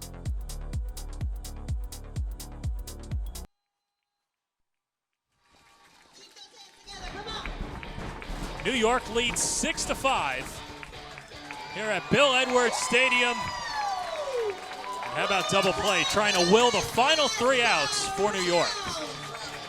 Yeah, look at the fans fired up. That kind of move's certainly not in my repertoire, but definitely in double plays repertoire. Now, I heard that back in the day, the somersault was more your forte, but not the back pedal. That's a good one. I wish I could take any credit for it, but no, I'm not as limber. I've been known to fail at the sit and reach. You know, back in phys ed, that definitely wasn't my strong suit. So the flexibility, the leaping and bounding, that's not really my thing. Let's try that again. Come on, it's the internet. You used to be a world-class gymnast back in the day. That would be something. There you go. Now the whole world knows. Well, here's Jillian Sellis. As New York 3 outs away from picking up their 2nd home win of the year. It'll be 9-1-2. Jillian Sellis, Carmen Greenwood, and then it would be Emma Ritter's spot, as that's up the middle and through for a base hit. So exactly what Florida wanted. They've got the leadoff hitter aboard. Sellis 1 for 3. Yeah, and again, you got to give Gress a lot of credit for the way she was able to shut it down for Florida. That quick 1-2-3 inning, getting these hitters back up, and a great start to them with Sellis, again, trying to act as that double leadoff role and starting it off with a single up the middle and see if we get the sack bunt here. Corners playing in. And there is the bunt. Blampede fires to first in time to the covering Williams, but a successful sacrifice. 5-4 moves Sellis into scoring position.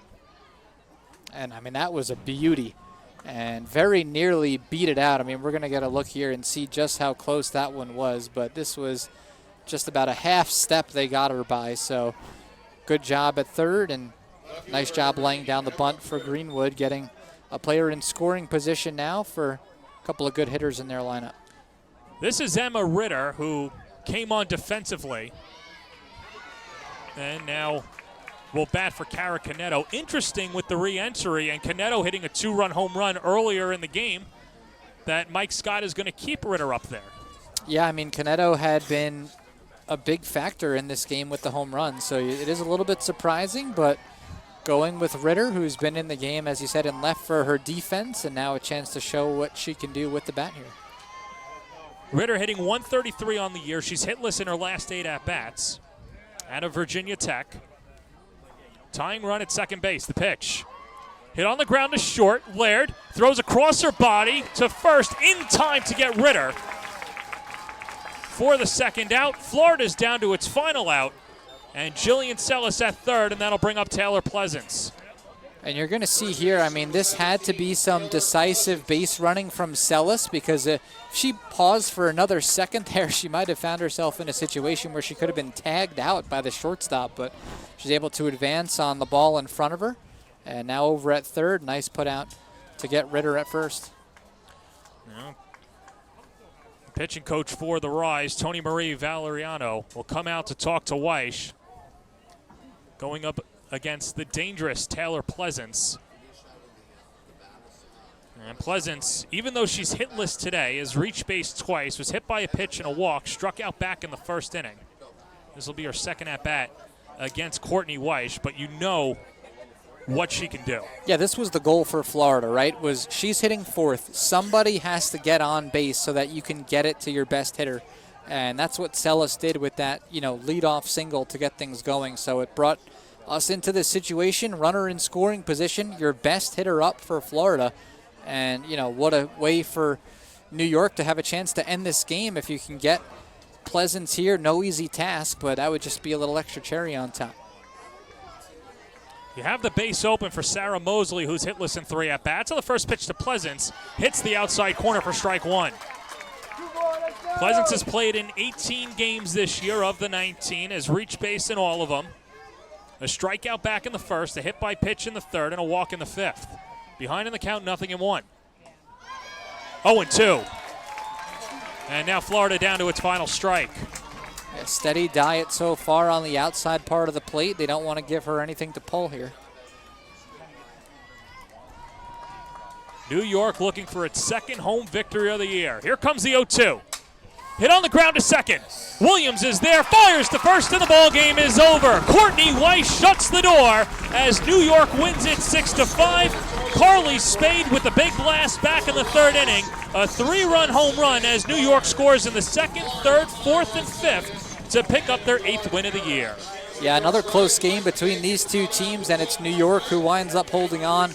Weish able to shut the door, as we said. Got to feel sweet to get Pleasance, such a dangerous hitter, for the final out of the game. And I give a lot of credit again to this New York lineup. I mean, so often throughout this game, a lot of hits in innings, a lot of walks, a lot of traffic out there. Really made life difficult for these Florida pitchers. And, of course, kind of getting all capped off with that big 3-run home run. And that winds up being the big difference maker in today's game. Good victory for New York as they win it 6-5 before their big series against OKC next week here at Bill Edwards Stadium. Let's take a break. When we come back, we'll speak to our player of the game. It's a 6-5 final. New York picks up its 8th win of the year to improve to 8-16. Florida falls to 10-9. We'll be back to wrap it up in a moment on the All Women Sports Network. AZ Gloveman is Casa Grande, Arizona's quality leather sporting goods provider. Softball, baseball, batting gloves, and more. AZ Gloveman caters to men's and women's slow-pitch softball markets throughout the United States. Build your dream glove today at azgloveman.com. With proven day programs, routines, and expert coaching, Camwood Elite is the one-stop shop to improve your game or pick up some of the elite equipment in the nation. From pro-grade game bats to elite training, check out camwoodbats.com today.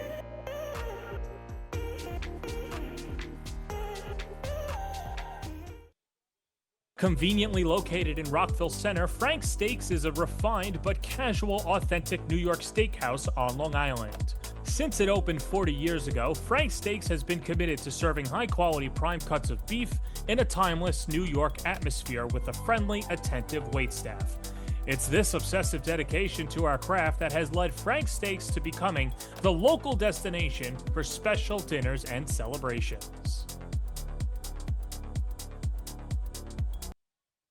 Since 2009, Jen Schroe Catching has been training the game's best catchers. From Olympians to national champions, Jen Schroe Catching is the #1 training source for softball catchers worldwide. Train with the best to become the best. Book a lesson today at jenschroecatching.com.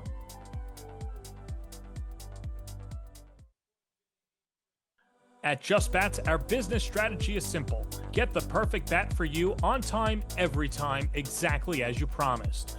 We not only provide you with the baseball bats and softball bats, but we also provide you with a winning experience and a promise like nobody else. Free shipping both ways, expert customer service, same-day shipping up until 7 p.m. Central Standard Time, on time, every time, exactly as promised at Just Bats.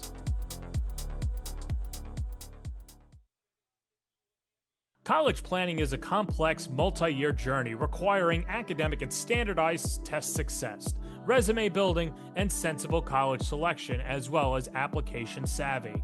Our college readiness services are designed to help you start early, stay organized, and navigate the critical process with confidence.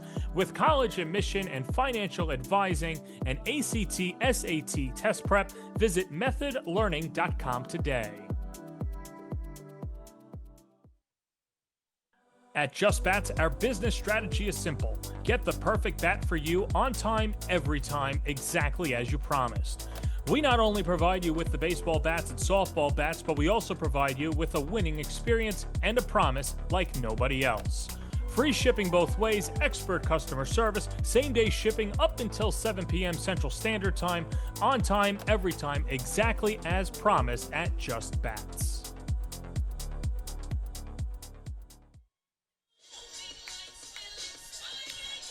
It's a 6-5 victory for the New York Rise. They pick up their second home victory of the year and their 8th of the season.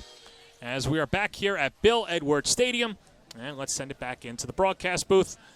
He's Tom Verdi, I'm John Perez, and she's our player of the game, Carly Spade, a big 3-run home run back in the middle innings, in the third inning to be exact. Carly, talk a little bit about this gutsy, feisty win that you guys had. Yeah, I think it was a total team effort, and I think a lot of our energy came from the awesome home crowd that we had today, which was super duper fun. And I think it was just, everybody kind of banded together. We had a lot of energy in the dugout too, and that's always, when you're having fun, good things happen. So I think that's what happened tonight. Yeah, it seemed like you guys had traffic on the base paths all night. There were hits and walks and different things in every inning. Very hard to put your team away.